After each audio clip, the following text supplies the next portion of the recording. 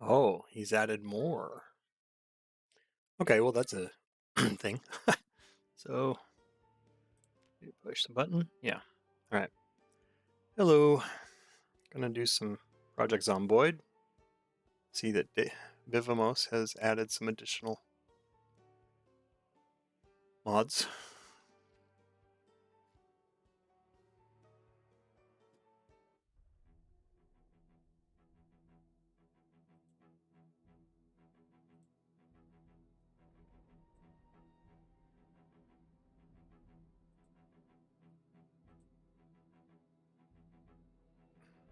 No hope of survival.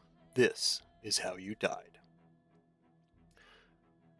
Okay, last time, if I remember right, we killed, came back, found our body after walking around the neighborhood a bunch of times. Found the body and were able to get back to the house. Uh, what the heck? Why is that there?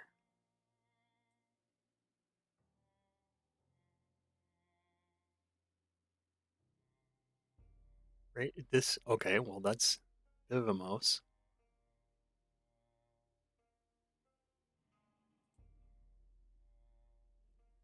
I have to check with him.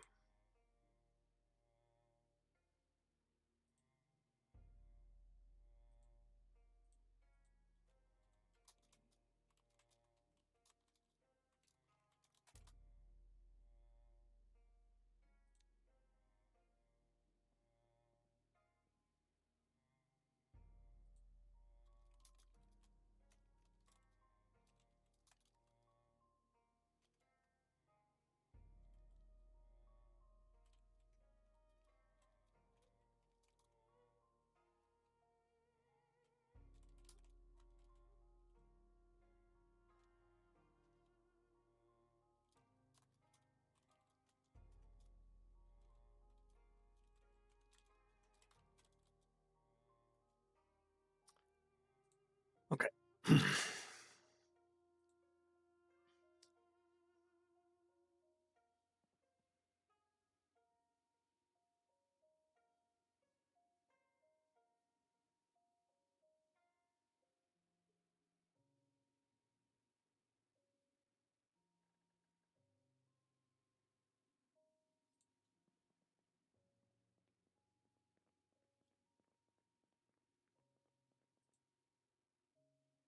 Thing I need, I am hungry. Okay. I got and corned beef. Oh, we've got some. Oh, we got a rarity now. I see. That's what changed. One of the things that changed. We got a. Oh, what is this? Gas cans? Yeah, gas cans. Like he and Allie have been more busy than I have.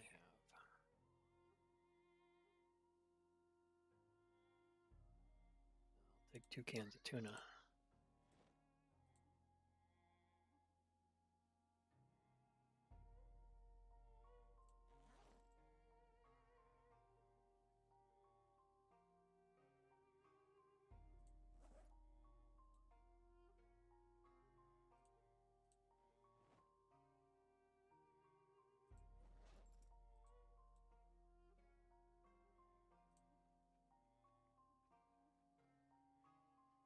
Carrying a bit too much. All right. I want to go dump off some gear. Excuse my clearing. Not sure what's going on there. Okay. Bar, cigarettes. Don't need these.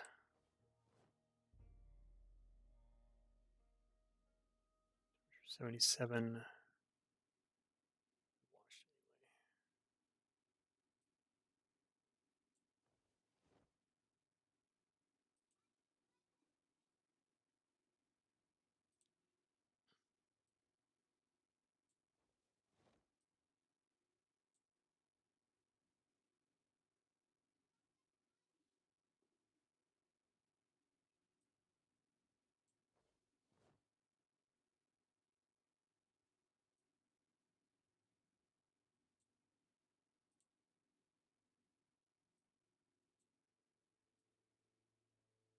Oh, my shelf is full.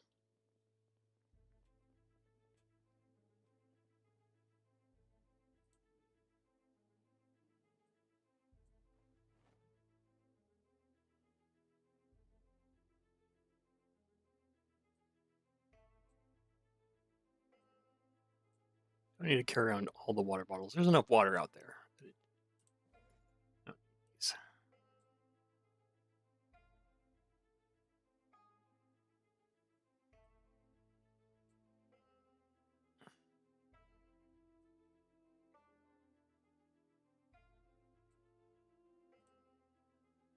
Everything's getting full.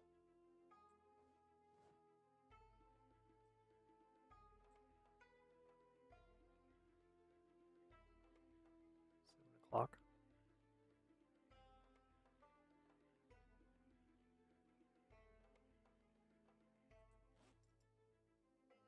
Need a hammer. We got to do some carpentry. I think he had. Oh, there's a saw. We got the saw. I think his corpse had a hammer on it. Yeah. Okay, with a hammer, a saw, and a. Oh, I think I have nails too. Did I put them in my closet or are they downstairs? Box. Oh, I had a hammer. Oh, well.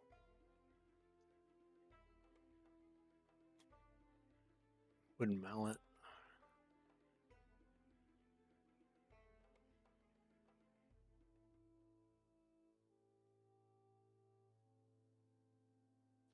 Well, anyway, I want to learn carpentry. Let's look at what my character skills are. Oh, we got another box here. Oh, what is this? Health, endurance, hunger, thirst. Oh, the actual stats. Okay. I think I saw that last time. Not a pain. Boredom is increasing. Stress, sanity is good. Proteins are low. Mid. I just ate a can of tuna though. So. Dirtiness, weight capacity, body temp.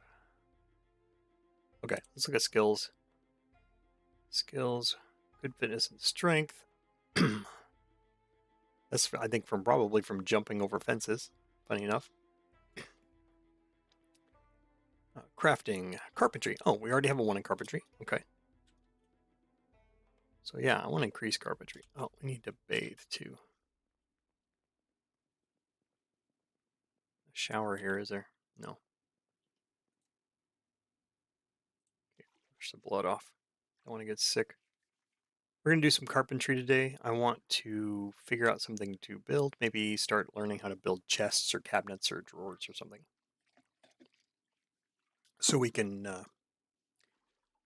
start crafting. Because all I've been doing is wandering around scavenging, and scavenging just not going to take you very far. And I don't want to wait until, late game before we actually start increasing our skills. So Vivimos had said before that one way to do that, excuse me, is to go into the neighboring houses and like break up all their furniture, to disassemble the furniture, and that'll actually build on your crafting skill. So we may end up doing that. It's like in order to get your aiming up, use a shotgun because you actually hit. Same kind of thing. Okay. What do we got here? Pens. I don't care about pens. A plank. We're going to be getting planks, I think, so we don't need that. Holy saws. All right. Got some saws going on.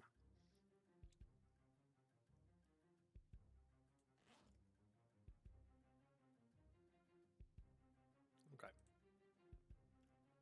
Let's see what we can figure out about crafting. Let's grab some wood. Nothing else to clean up the floor. Oh man. And he's got. Why do we have light in here? We have lights again? No.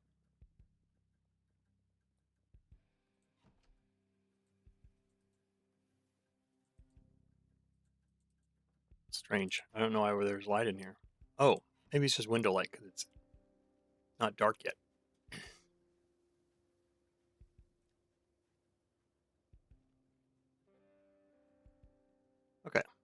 go next door, see what we can disassemble.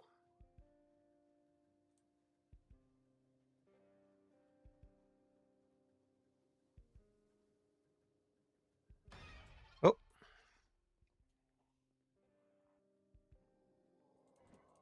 Start by disassembling this guy.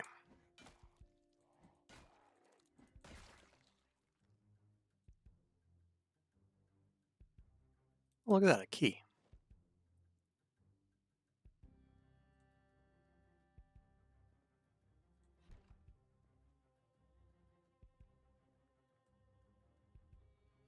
Okay. Disassemble white wooden chair. Do it.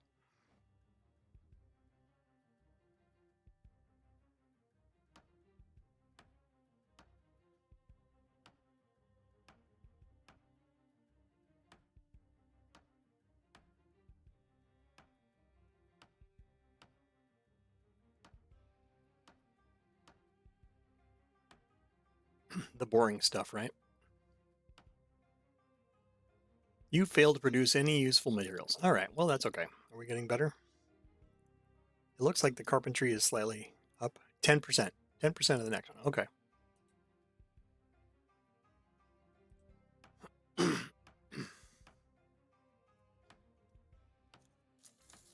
My wife got me this Dubai chocolate with pistachio cream filling for Valentine's Day yesterday. It's okay. It's not like anything to, this is amazing, but that's pretty good. It's a good combination. Looks like that ended up same way. Scraps. Oh, nails.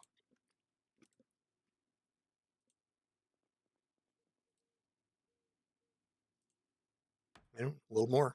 20. Yep, we're getting 10 per chair.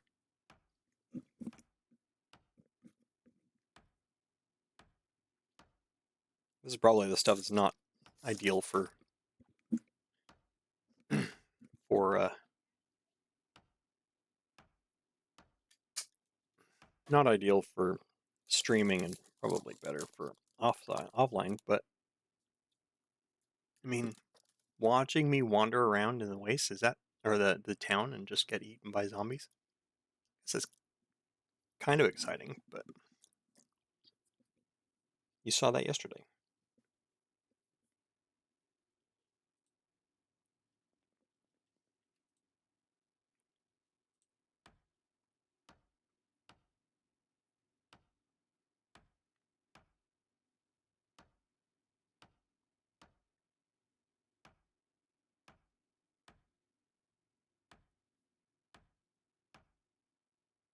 Gonna have to take a break and take a smoke break. Yeah.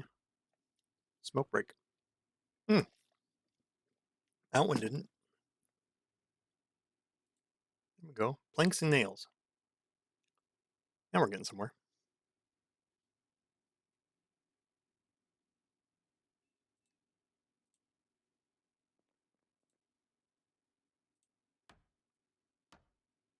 Actually producing stuff.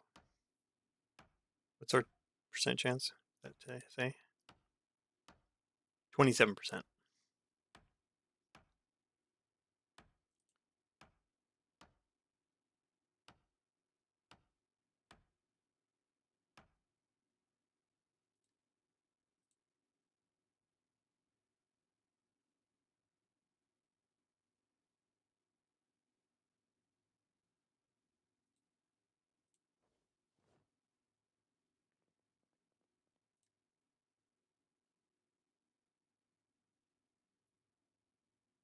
Oh, now we can build a wooden floor or a wooden cross.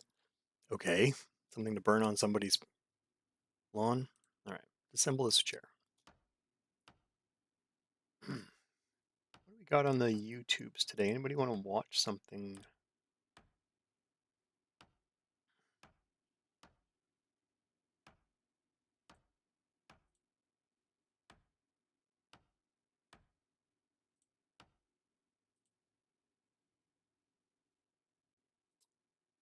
Scrap wood, nothing. Okay, that's fine. Table. So I want to be on this side. White table. Okay.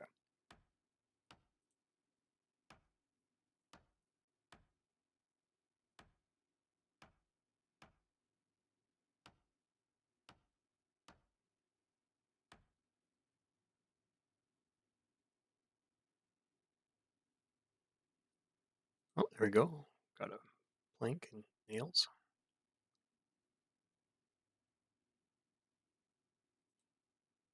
Grab the plank.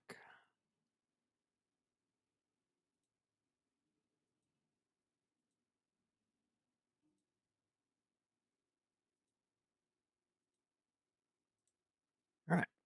See what else we can disassemble.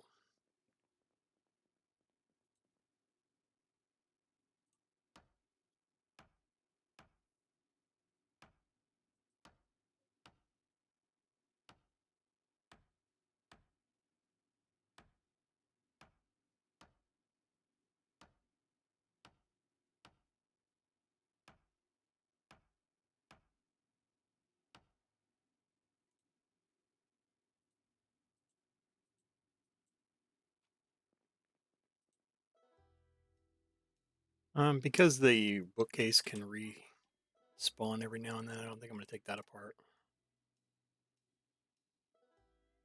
Yeah, let's take apart the television. Get some electrical. What is it? Electronics? Electrical. We get something good. Oh, time for food too.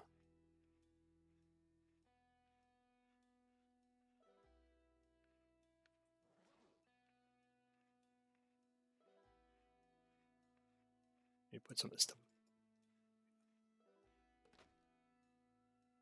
Thanks. In the bag.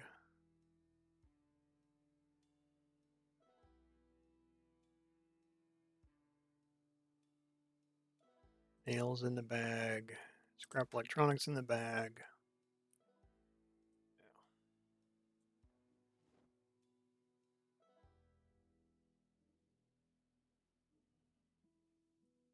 Key on the key ring.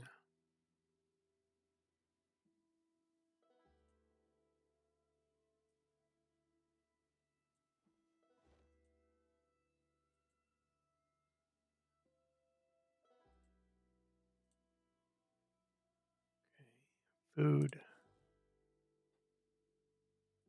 Can of corned beef. You just can't beat the can of corned beef from like fast food, so to say, so to speak. It's 720 calories. Protein. It's just a good source. And how hungry are we? Could do with a bite. We're gonna go with a quarter.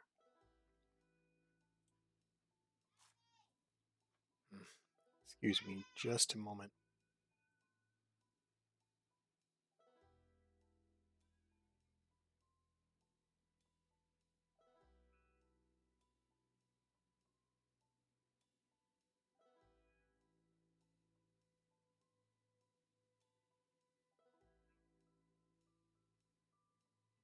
Okay, sorry about that. Being a dictionary for my daughter, telling her how to spell mouth. Okay. Okay, we're better, but we need a smoke break. Let's smoke.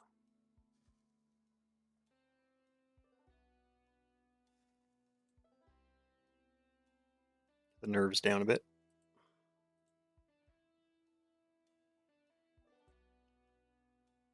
Assemble the table.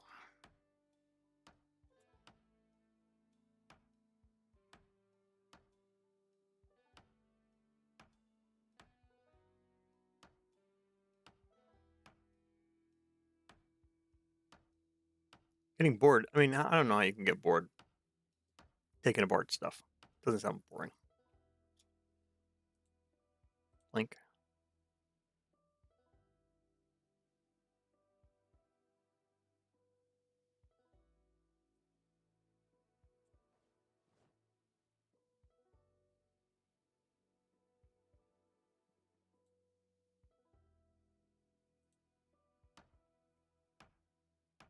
You guys are probably bored. This isn't a bored fun thing.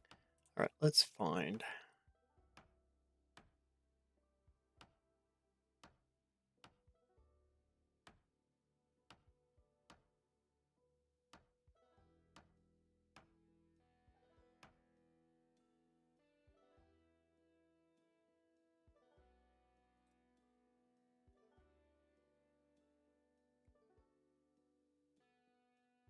Nails. Plank. I don't know why it takes so long just to pick up a plank. Assemble a table.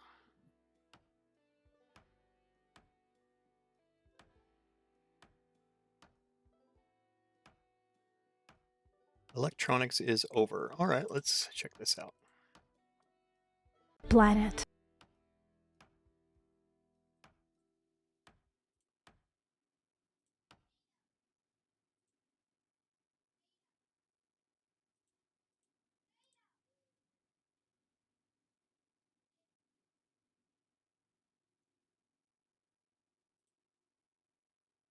They just built.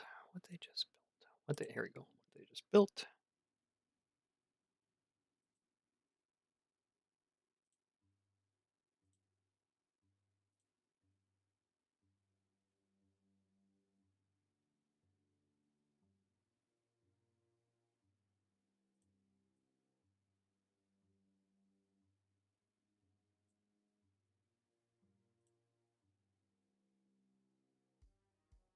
Not metaphorically, physically. Gigawatt-scale data centers are rising everywhere. Some already consume as much power as entire countries. And the roadmap says we need 100 times more compute. But a small team of engineers is claiming something uncomfortable, that the direction where we are going may be wrong. So they went back to the first principles and built a new kind of optical chip, based on a different class of transistors, so-called metasurfaces. And this new chip delivers the compute of 100 GPUs in the footprint of one, while using roughly 1% of power. If that holds up, it breaks the core belief the entire AI industry runs on, that intelligence scales with energy. I'm a chip design engineer, and I know exactly what you're thinking. These numbers sound too good to be true. Subscribe to the channel and let me show you why they might be actually right. For decades, computing followed one simple rule. Make transistors smaller, put more of them on a chip, get faster. That rule gave us everything. Smartphones, the cloud, modern AI. And then, over time, transistor scaling slowed. Power stopped scaling down. AI didn't wait. So the industry adapted. We stopped making computer chips smaller and started making them bigger. We began connecting more chips, stacking them together, both horizontally and vertically, squeezing performance out of scale instead of physics.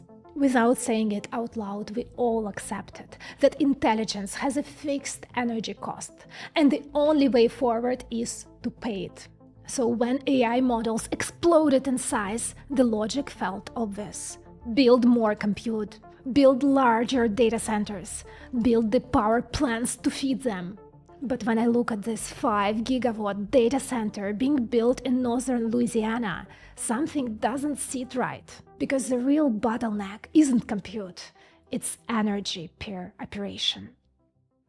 The amount of computation we need at this point as a result of agentic AI, as a result of reasoning, is easily 100 times more than we thought we needed this time last year. If you take a 700-watt NVIDIA GPU and try to make it 100 times faster without changing how computation itself is done, you don't get the progress. You get a chip that burns 70 kilowatts and melts the moment you turn it on.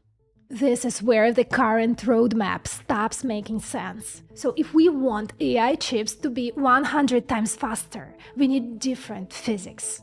So where do you even look for an answer like that? Well, you actually start with the workload itself. Modern AI is dominated by one operation, matrix multiplication. And we actually solved this one before, with systolic arrays. Instead of shuttling data back and forth between compute and memory, you load it once and then reuse it many times. That's the trick. And that saves us a lot of energy, because this memory access is exactly where the most energy goes. This idea dates back to the 1970s, and for a while it was forgotten. Until 2017, when Google brought it back with its custom AI chip, so-called TPU, Tensor Processing Unit. This is Google's custom AI chip built around exactly this concept, and it worked extremely well. And this gave them one of the most efficient AI silicon in the world to date, competing with NVIDIA GPUs, powering models like Gemini and attracting customers like Anthropic. And in the digital world, this approach is brilliant, up to some point, while arrays stay small. Because as we push to larger and larger matrices, these arrays have to grow. And as they grow... Why would I need a drill plank? Drill plank. Notched wooden plank.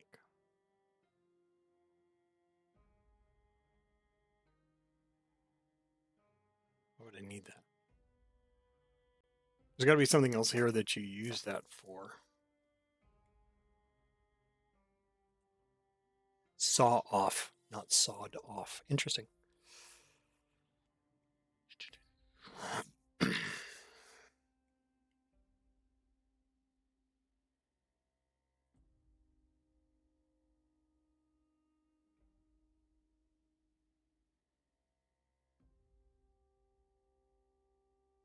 Carpentry is at level 2 now, though. Required time, 150 seconds.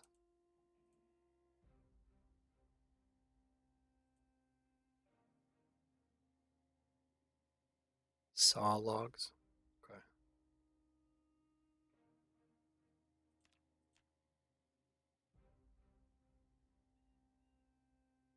I don't want to dismantle my flashlight. Don't be silly.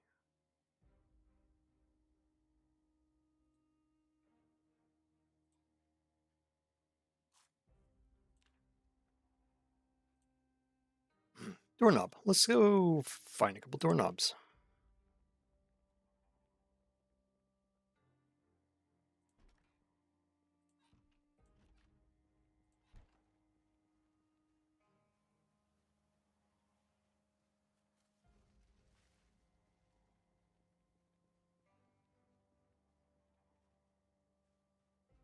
We're just going to end up disassembling this whole house.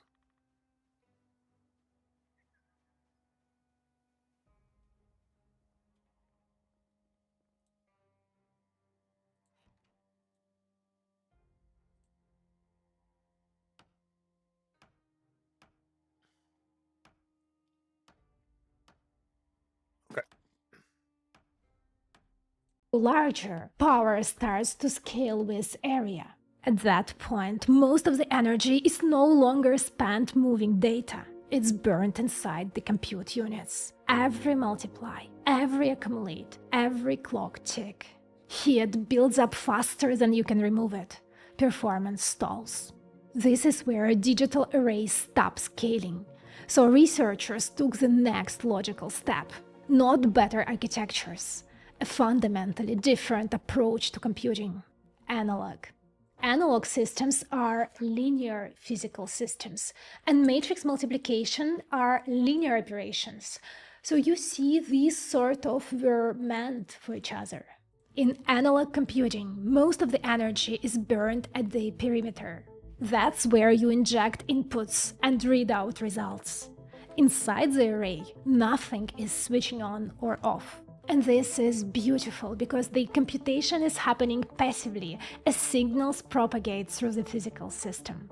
As you scale the array larger and larger, the interior doesn't become more expensive, only the edges do. So the total energy stays roughly the same. And that efficiency is exactly what AI needs. So everyone rushed in. A wave of analog chips followed. And for a very brief moment, this looked like an answer. But most of the analog chips failed or were walking dead. And there were many reasons. But one problem showed up again and again. They were still built with electronics, resistors and capacitors, and those don't move signals instantly. They have to charge and discharge, and this introduces delays and dissipates energy. As arrays grow larger, those delays pile up, noise increases, control becomes harder. So while the math was right, the medium wasn't. So the industry abandoned analog. But what if analog was actually right, but electronics wasn't? This is the moment engineers get uncomfortable. Because it's one thing to optimize architectures and another to question the medium itself. What if instead of pushing electrons through wires, we used light? Signals that propagate instantly without resistance. Now, if we imagine building these systolic arrays with optical components, something strange happens. Every time you double the size, you don't just get double compute, you turn energy efficiency into speed. Because when we make this chip bigger, we get way more compute than extra power cost. That shouldn't be possible, yet it is. And you may say, well, people already tried to build it, optical computing chips. And you're right, optical computing has been a dream for decades. But it remained a dream for one simple reason. Traditional optical transistors are enormously large. Look at this one, it's 5 millimeters. Now compare that to silicon transistors. Today we are talking about transistors with features just a few nanometers wide. You see, it's not even the same universe. And this size kills scaling even before you get started. And that's why optical computing never stood a chance. Not against GPUs. These scale too well. But then something changed. This is Neurophos, a Texas-based startup backed by fund of Bill Gates, Jeff Bezos, and Mikhail Bloomberg. And that matters because they backed the Neurophos at this specific moment of time. Everybody be excited for the things that Bill Gates backs, like population control through vaccines and going to Epstein Island. Yes, everybody understands that Bill Gates is the most honorable and necessary person for being involved in things like, what is it, the Project 2020 or Pandemic 20, whatever, the COVID. He actually had a war game funded by the Bill and Melinda Gates Foundation for all of that. So yeah, we should totally take his advice. Smart guy.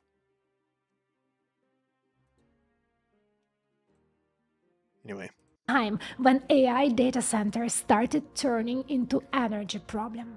What's so interesting, their goal is not to replace the GPU ecosystem, it's to plug into it.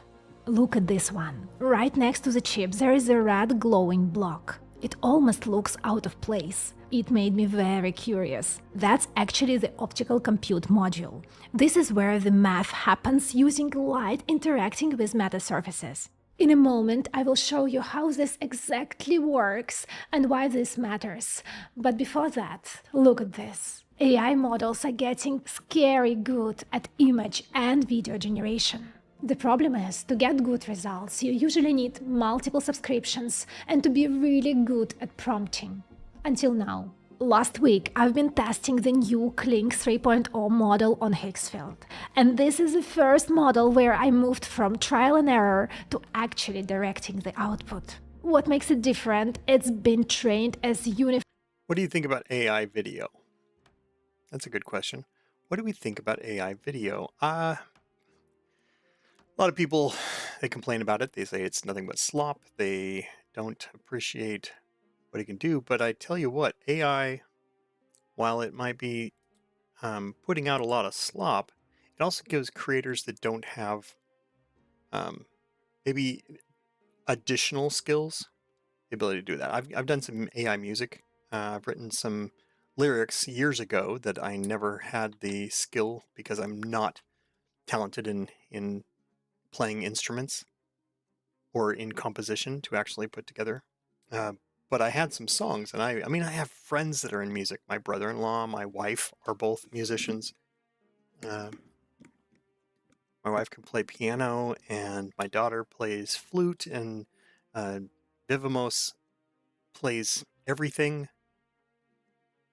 And he even writes songs. But when I came and I said, "Hey, I have these lyrics. I want to put them to music. I want to do something with it," they don't know where to go with my music. That doesn't make any sense to them. They do their own music. They do what sounds good to them, you know? And so when AI came out and said, "Hey, we can make music," then that was a perfect opportunity for me. And yeah, I've been able to do that. Had a great time doing it using Well, it used to be Riff Fusion, and now it changed to Producer.ai. Unified multimodal model. Everything trained together natively. Text to video, image to video, reference to video. Look what it can do. I upload a character reference, write a scene description, and the model generates a multi-shot sequence with different angles and camera movements in one generation. The character stays the same character, and here is a wild part. You can add dialogue directly in the model in multiple languages, and it syncs naturally with character expressions and emotion. These data centers consume far too much power. Physics works, impressive cinematic shots, controlled motion. If you are creating content with AI, this is honestly a game changer. And Higgsfield has unlimited access to Kling 3.0. And right now they are offering 70% off. Yeah, she of course transitioned smoothly into this because this is her sponsor. Of premium plans. If you want to try it, use my link below to get the best deal. And thanks to Higgsfield AI for sponsoring this episode. Now let's get back to the light, because what Neurofos built follows a very particular philosophy. Their chip is built the same way GPUs are built today. Same foundries, same supply chain, same packaging logic. So from the outside, this still looks familiar. But inside, everything flips. In a normal GPU, compute cores constantly pull data from memory. That back and forth is where the most of the energy goes. Neurofos flips this idea. Here, the memory is the computation. This chip still uses familiar packaging. High bandwidth memory sits beside the optical chip, and the small electronic controller drives everything. But the key difference where the weights of neural network live. So instead of storing them as digital bits, they are stored physically in the meta surface, written in how it reflects and shapes light. Light hits the surface, and the math happens instantly at the point of the contact. So how does this suddenly become possible? Their breakthrough is actually in the meta surface. And this didn't come out of nowhere. Patrick Bowen spent years working on metasurfaces long before AI pushed data centers to the edge. Originally, metasurfaces are about controlling light, making objects smaller, more precise. But then, in this process, a different idea emerged. If we can control light that precisely, maybe we can also use it for computing. So, what is a metasurface? Imagine an ultra-thin glass. Flatter than a mirror, but instead of being smooth, it's covered with millions of tiny patterns. This is a physical instruction set. When light hits this surface, these instructions decide what happens. They bend it, shift phase, redirect, all at once without any moving parts. Before, they were never used for computing, because traditional metasurfaces are static. Once etched, they're fixed. Forever. Imagine it like burning in the numbers right into the hardware. This is great for lenses, but not so useful for computing. Neurofos changed that. They've built an active metasurface device where that function can be written and then rewritten electronically. And now finally it starts to look less like a lens and more like a photonic memory. Now imagine each pixel contains millions of tiny cells, and each of the cells can be programmed, its reflection and the phase shift, by applying the voltage to the cell. And now it looks more like an optical DRAM, which is done using the standard foundry process. Now imagine a beam of light coming in. The brightness of that light encodes input data. Brighter means larger value. Dimmer means smaller value, and that light hits a pixel with a certain reflectivity. If the pixel reflects half the light, the output becomes half as strong. So here, input light times reflectivity equals output light. That is multiplication, done directly in physics. And these optical cells are extremely small, up to 10,000 times smaller than traditional optical devices. This means we can pack millions of them in a chip. And when the upcoming light hits the surface, Every pixel multiplies once, but all of them are doing it at the same time. The reflection itself performs the math. And the result is a dense optical matrix multiplier working at the speed of light. And when you cross that threshold, something strange happens. Throughput starts scaling with area. So when you make the chip bigger, it actually gets better. According to Norifos, a single unit can reach 1.2 million tera operations per second. And when you place 8 of these units in a tray, they project performance that can exceed the entire GPU rack using a fraction of the energy. If this holds at the system scale, the implications are beyond more efficient chips. It will change the entire AI data center economics. This means power stops being the primary constraint for scaling. And that matters because this changes where AI can run, who can afford it, and how fast it can grow. Which raises the obvious question. Do we actually want that? Because half of the internet is really scared of AI. And now we are talking about removing one of the last things that slows it down. So what they have actually shown? They have already a working test chip, a prototype in silicon, and basically they've already de-risked all the fundamental physics. The computing cores run at 56 gigahertz. That sounds absurdly fast, and it is, but there is a reason for that. As we just discussed, there are very little things inside that slows the signal down. There are no electrons pushing through resistance. There are no capacitance that have to be charged and discharged. No long metal wires heating up. That's the reason why traditional silicon chips hit a wall at a few gigahertz. But this chip doesn't play by those rules. Because the physics itself underneath is different, and this shows up in efficiency. These are the measurements from their paper. For reference, NVIDIA Blackwell GPU delivers about 9 peta operations of compute at roughly 1000 watts. That lands around 9 TOPS per watt efficiency. While this new chip, at peak, targets about 235 peta operations per second at 675 watts of power. So they report roughly 30 times better efficiency than today's state-of-the-art NVIDIA GPU. And that's why they are targeting hyperscalers first, inference applications, where efficiency matters more than raw peak performance. You can think of workloads like search and ranking and real-time inference behind ChatGPT and image generation. These systems run all the time, and they dominate data center energy use. And if you can cut power there, the impact compounds quickly. Their roadmap points to data center-ready systems around 2028. I personally think it's a little bit optimistic, but it's close enough so that the industry can't ignore it. And this matters for one more reason.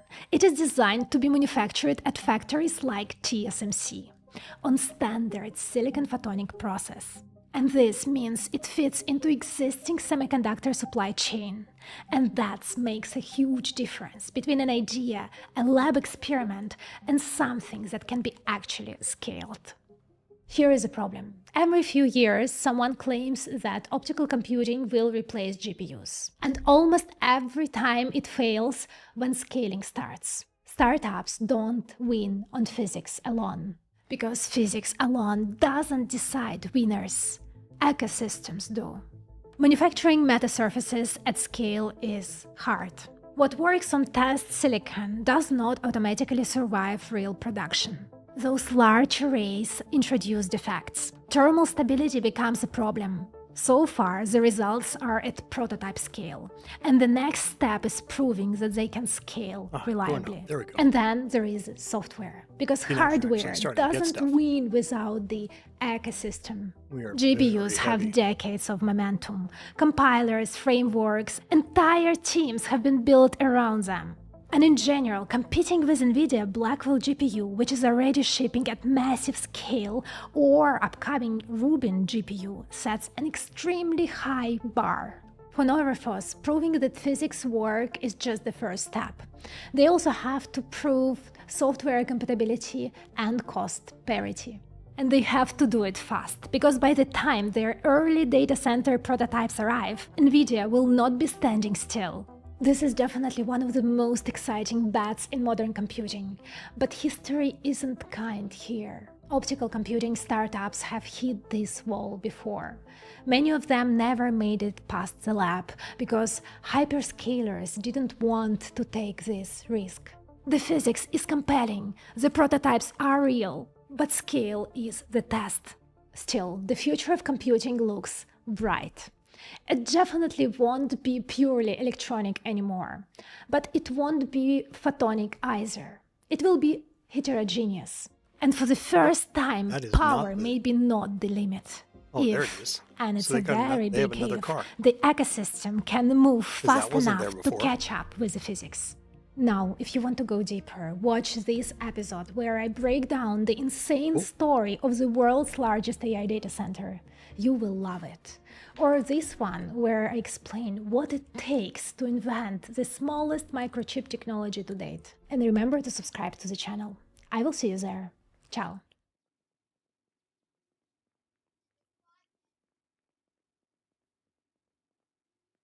Need a good place to put. Oh, Jesus. I was wondering how strong these. Katie Sackhoff watches Battlestar Galactica for the first time, part 2. I don't know that we can watch that just for copyright. So, give me a minute, and I will find something else.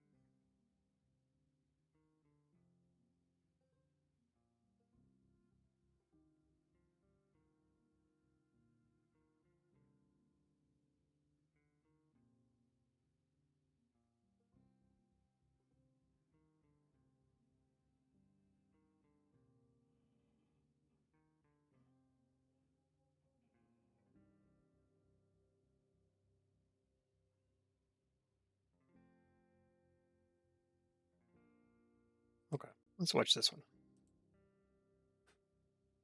Great refusal has begun. I don't know what this is about. It's just there.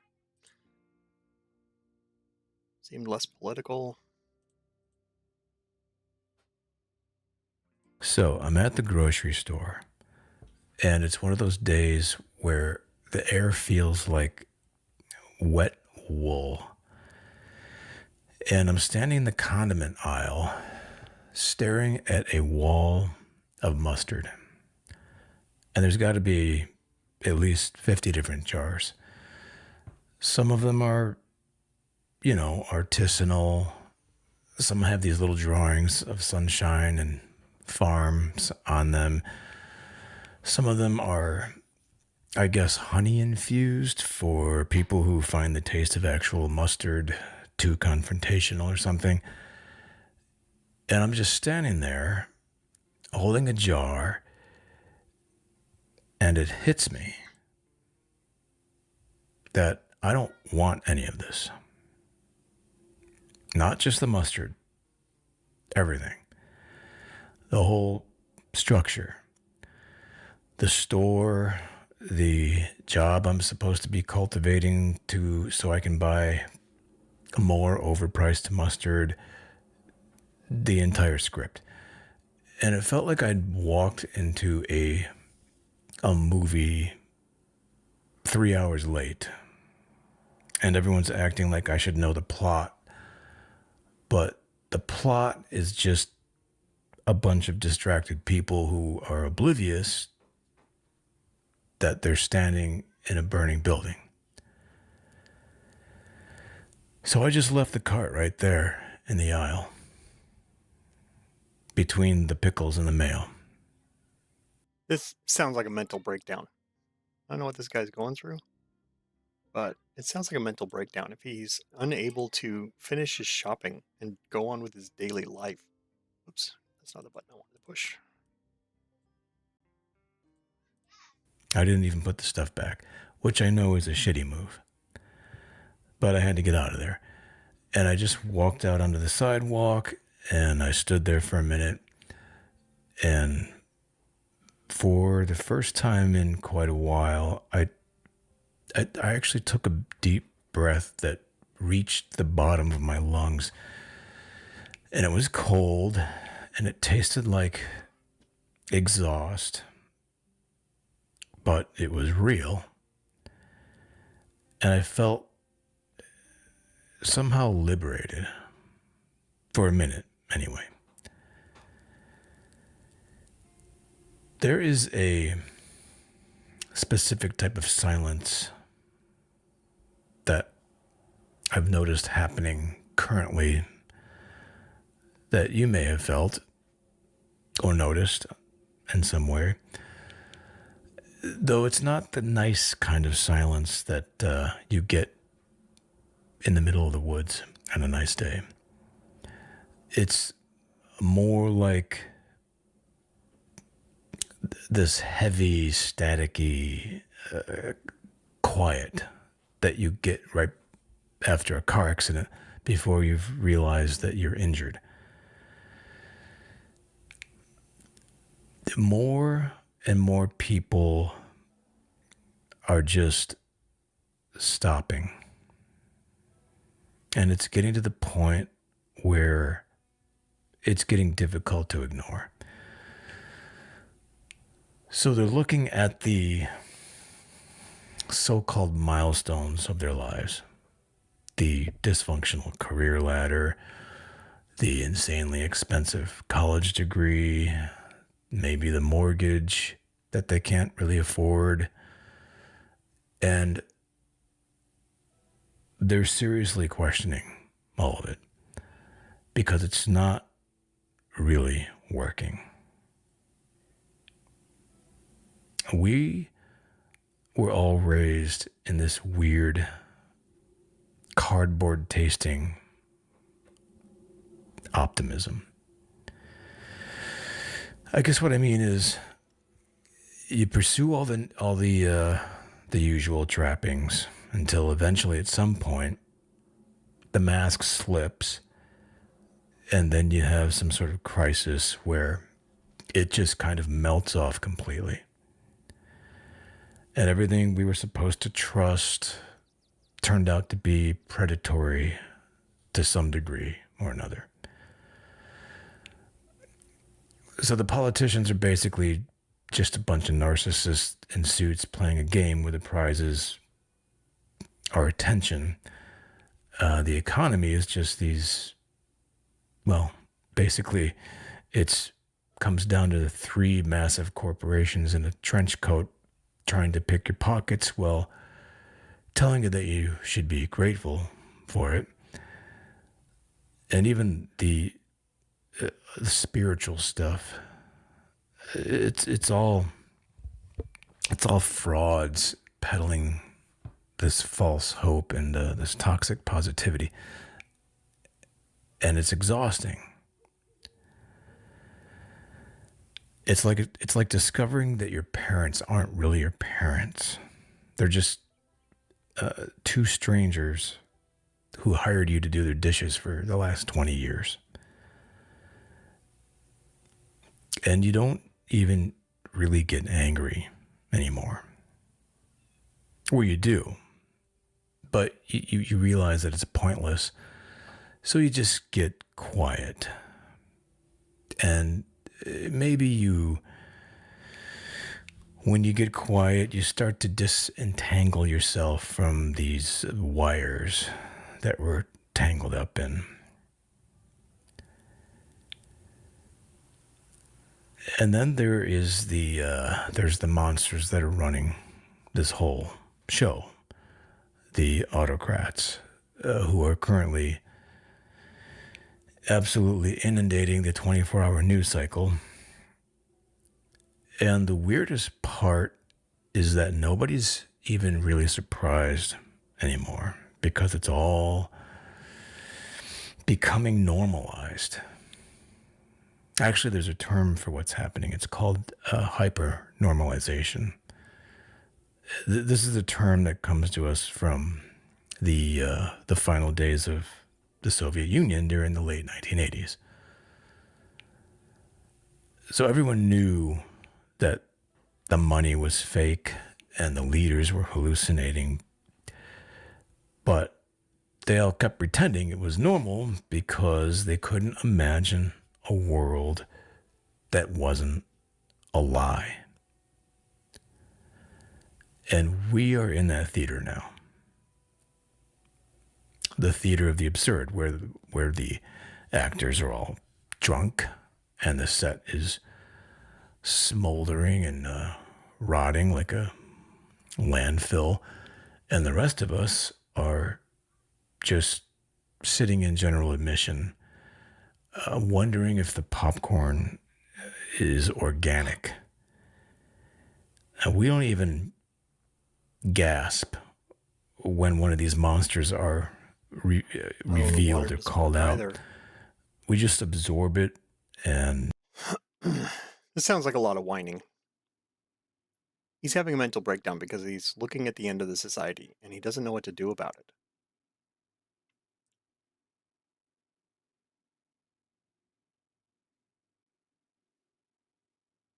I understand. But you can't just give up on life because you're watching some pedophile elites tear down your system and drain all its resources and ship it over to third world shithole countries. That doesn't solve anything. You still have a family to take care of, hopefully, maybe. I mean, I don't know if he has a family or not, but if you don't have a family and you're this age, what does he look around? I don't know, mid 40s. If you're mid 40s and you don't have a family, then what have you even been doing with your life? Just maxing out your wallet? Who are you passing it on to? What generational wealth do you have the opportunity to pass on? What legacy are you leaving? Signs great big giant posters in a dark room on the internet. What does that do for you? Honestly, what does that do? Who are you appealing to? You've just spent what, 8 minutes telling me how you're giving up on life. I mean, I guess you're living up to your name, functional melancholic. Is this being functional? Is this... Are you functioning right now when you're sitting in your dark room complaining that the world around you is not what you thought it should be?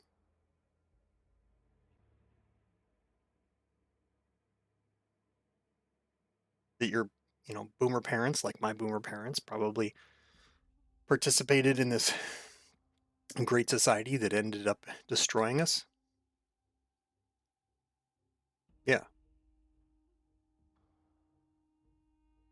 What are you doing? I mean, I don't know how old you are. I'm Gen X. The Forgotten Society.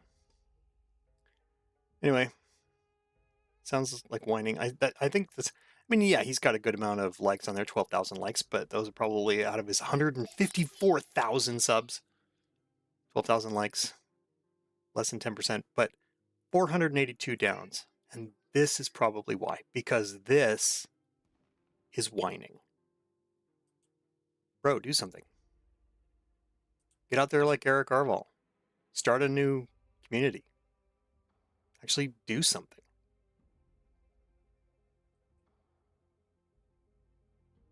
Intentional communities. Spearhead one.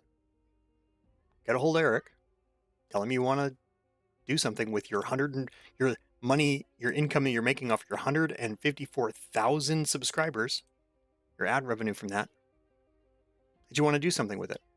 Fund some land and build a new civilization. I mean, otherwise, what are you doing? You're just complaining. This does nothing. All right, what else we got? How the spiffing Brit makes money. 2 years ago, still on members only. That's how you make money. You make people pay for it to watch it. It's all fraud. Well, yeah, food stamp fraud busted in Milwaukee. Hey, kitty, kitty.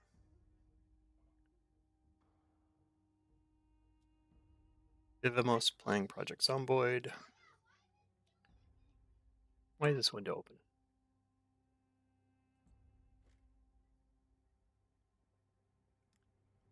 Hungry.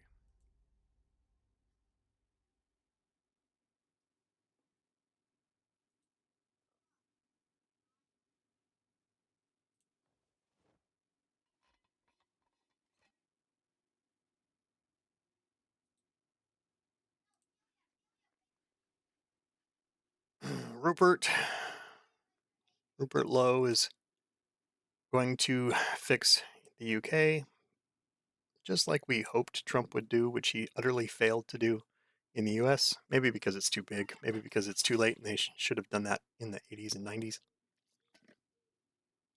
But it's already too far gone. And I don't know if Asmongold watched this video that the Jolly Heretic has got on here. He watched it earlier. I watched this earlier today, and he watched it, and he made a point to his audience because somebody was arguing with him, saying that it wasn't going to do anything. And Asmongold made the point that if you don't support Lowe and what he's currently doing, then the next one is worse, right? Because the person said, well, the next one is Hitler, and regardless of what you think about Hitler and the narrative around him, the narrative is that he killed a bunch of people. And so if you don't want the next one to be someone who's ready to kill a bunch of people, then you have to accept the one who will just send people home. That is what we wanted with Trump. For those of you who are interested in not having your country overrun by third world people who are just stripping resources from our system. And, that may be a take that you don't care for. If that's not the take you care for, this probably isn't it's probably another channel for you. But if you don't support Lowe, then what comes after is going to be more extreme. That's what Asmongold was saying. And I agree with that.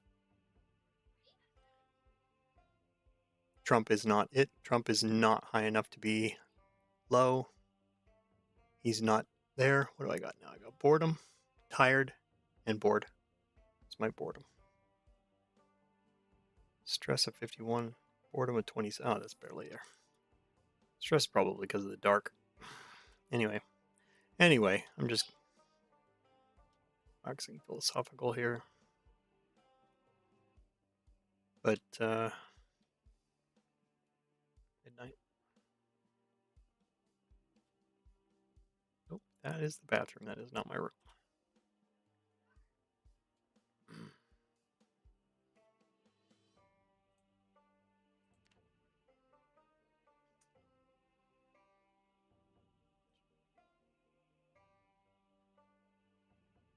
Let's watch something that's not so morose, morbid.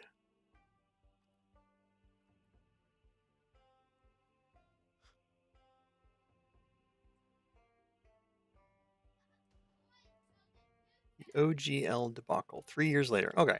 This is about the Dungeons & Dragons open gaming license. Has it been 3 years since they tried that? So a couple of years ago, Open D&D tried changing their open gaming license, basically making it so that they could strip away the creations from other people. Oh my gosh, Allie's corpse. This is apparently Allie, my niece. It's her corpse that's in the room, not Vivomos. Anyway, let's listen to that. In January of 2023, a leaked contract from Wizards of the Coast revealed that the corporation was planning to undercut the open gaming license that it supported.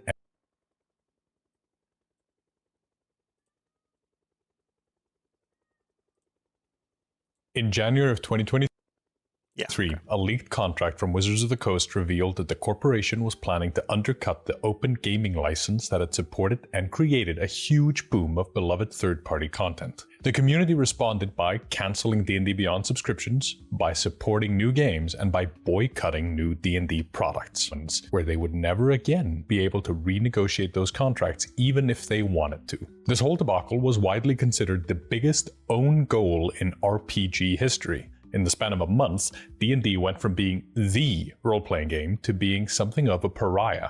5th edition, which was beginning to show its age, quickly became the game we dunk on when we talk about other RPGs that appeal to us more directly. Now it's 3 years later and the landscape has shifted again, in one fairly obvious way, and in a way that few predicted. Welcome to Mystic Arts, where I remind everyone it was Gary Gygax who said that Dungeon Masters don't need any rules. My name is Dadi, I'm a professional writer and director, and I've been DMing for 11 years. One of the first things that happened after that cold January where we were all collectively betrayed was that a slew of new systems were announced. Some large ones, like Critical Role's Daggerheart and MCDM's Draw Steel, came out of that announcement. They set off on making something very different. Other systems were 5e but my way, like Level Up Advanced 5e, Tales of the Valiant, DC 20, and systems like Shadowdark did a bit of both, with its 5e but it's actually OSR. Some, like Nimble, started out as a fork, but quickly became... I did purchase this. I don't, Nimble, Fast Tactical Tabletop. Maybe it was just, look, I purchased not Nimble as a D&D game, but the Nimble combat system, which I really liked. It made our D&D games go faster. That was very helpful. Made the combat go a lot faster. So I don't know, maybe it's not related at all, but check out Drive-Thru RPG for the Nimble combat system. I think it was on Drive-Thru. Don't remember now. Into their own, developing as a separate system while still maintaining 5e compatibility. And that's the beauty of this massive boom of systems. Many of them are perfectly compatible with one another. We, the players, get to play all of them, sequentially, first game 1, then game 2, then game 3, but also simultaneously, using systems from various different games all stitched together like some kind of Frankenstein's 5e. It's alive! It's alive! The Majora. It's alive! In this video, sponsored by Nimble, I want to introduce you to how monsters work in their game and how you can use them at your table, even if you're not playing Nimble. You could be playing 5e 2024, 2014, Tales of the Valiant, DC 20, or Level Up of 5e, and just stick a Nimble monster in there and see how it feels. Give it a go, because I think life is too short to strictly adhere to any one system.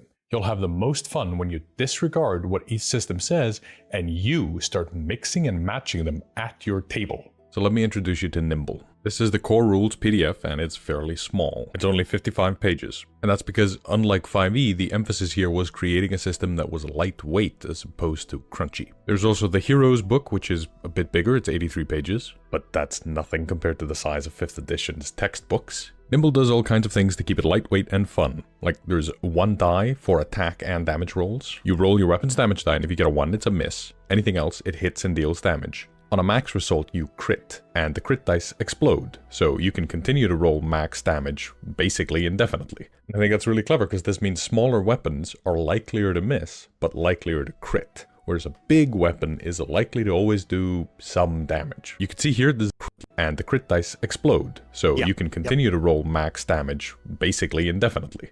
Yes, so this combat system is the same as the combat system that I purchased. They just have it attached to an actual game here.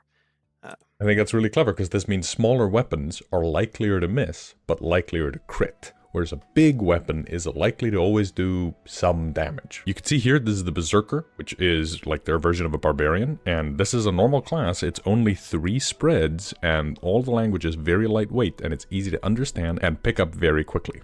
But that's the neat thing. Nimble, like so many of these systems, are broadly 5e compatible. I mean, I didn't even know that they had a game out. It was probably another DM's video that I saw that talked about the Nimble combat system, and we added it in and did some playtesting with it. We really liked it. Our most recent game we played with Humblewood, and I think we completely forgot about it, but it worked well both in 5e and also just in Star Wars. I think we played in between. Worked well. Most RPG systems are broadly compatible with most other RPG systems. In the end, it's all just dice rolls and imagination. You're just rolling dice, and you can change what the numbers you're smushing together are. But with systems that have their roots in 5e, like Nimble, you've got a great opportunity to straight up use them with minimal adjustments. The hit points and damage math is similar enough that it should just shake out fine. I remember an episode of the Eldritch Lorecast where Sly Flourish referenced to one of his games as a 3x5 game. As in, there's 3 different versions of 5e at the table, 2014, 2024, and Level Up Advanced 5e, and it was no big deal. Why can't that party add a Nimble player? Or better yet, fight Nimble monsters? Gary Gygax said the secret we should never let game masters know is that they don't need any rules. That's the beauty of this game. You don't need any rules. You can do it all in your head, without die rolls, by the way, just reasoning things out as you go. According to D&D historian John Peterson, that's how the game was played in the 70s. Matt Colville summarized it as, every mechanic was basically the wish spell. Phrase it correctly, and it just works perfectly. But the DM might try to screw you.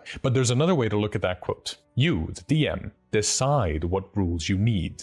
They are there to serve you. You own the game. Don't let your game own you. You can grab monsters from Nimble and just toss them into your game. You can mix and match systems to your heart's content.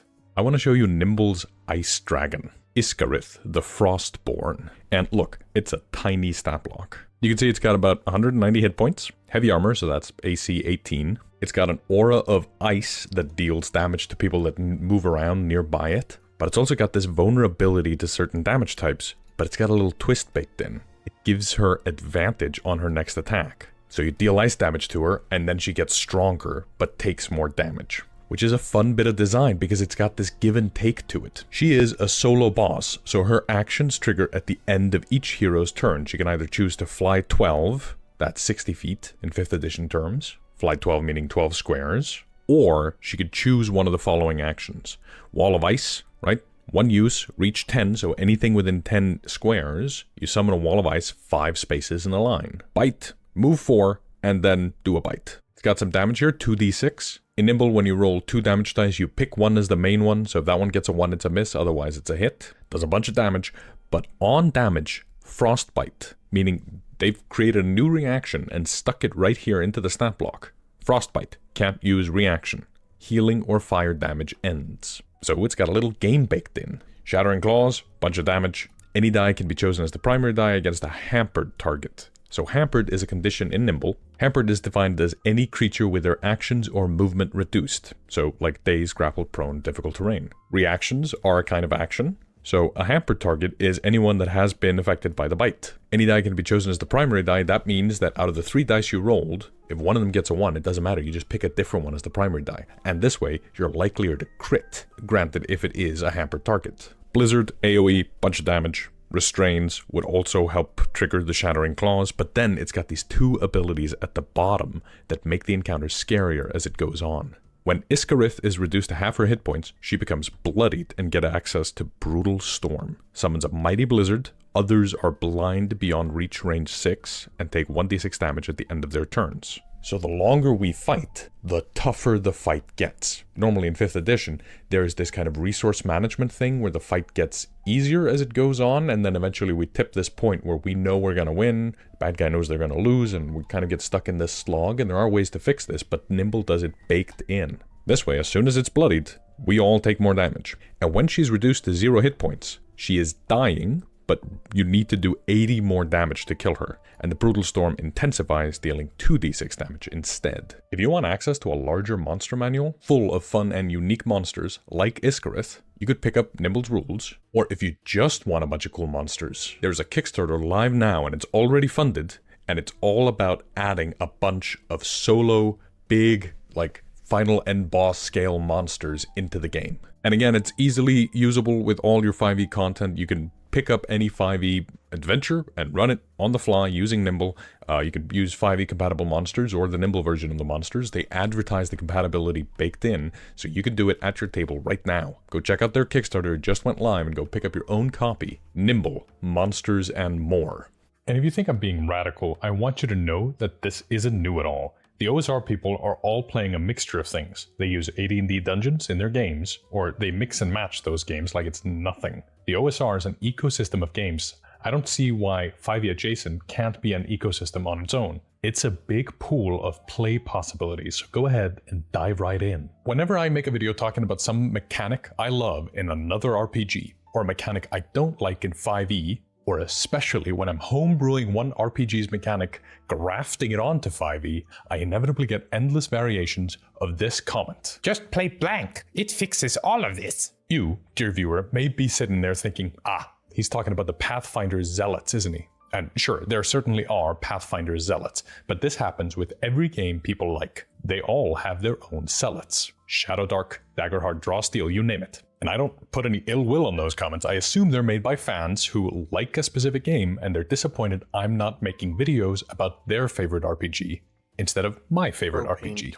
But really, this is just another form of edition warring. It's a newer, more complicated war. The system war. Often engaged in by folks who believe there's an objective best way to play and a best system to play. I think that's the biggest unexpected consequence of the OGL debacle. We are all playing many more games than we used to, which is awesome. We are all buying from small developers and creators, like Evan Diaz from Nimble, and that's fantastic. But a lot of us are now brand ambassadors for those systems, going around telling other people that their fun is wrong, or that our fun is the superior best fun. And that's not helping anybody with anything, and it's not convincing people to play more games either. When me and my friends disagree about what we like, we tend to just sort of go, oh, I don't like that part. And then, get this, we move on. Or sometimes we have a healthy discussion full of nuance. But this is the internet, so I understand that's going to be tough. What we don't do is proselytize. It's just not that serious.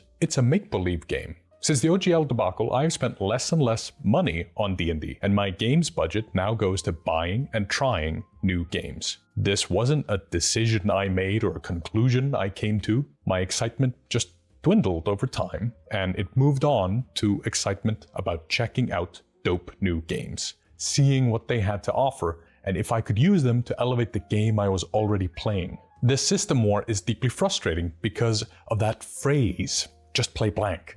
It comes with a bunch of negativity baked into the statement about the playstyle of the person you're talking to, like they're playing the wrong way. And I don't think there's a wrong way to play if everyone's having a great time, which me and my players are, and I'm mixing all kinds of stuff together at my table. When you do that, you create your own game with your group. As you play more and more, it slowly becomes its own new game, the one you play. I've referenced before this Wired video about The Game, where some dudes forked AD&D and they've slowly been making their own game for years. It's unrecognizable as second edition anymore because it became their own game. Because RPGs cannot be judged based on any objective fact, only taste. And besides, just play blank is a terrible way to convince someone. Blank fixes everything is setting blank up for failure. Tell me what you like about it. Tell me what it's good at and what it's bad at. Because whenever I read any RPG, any of them, there's about 5 or 6 core rules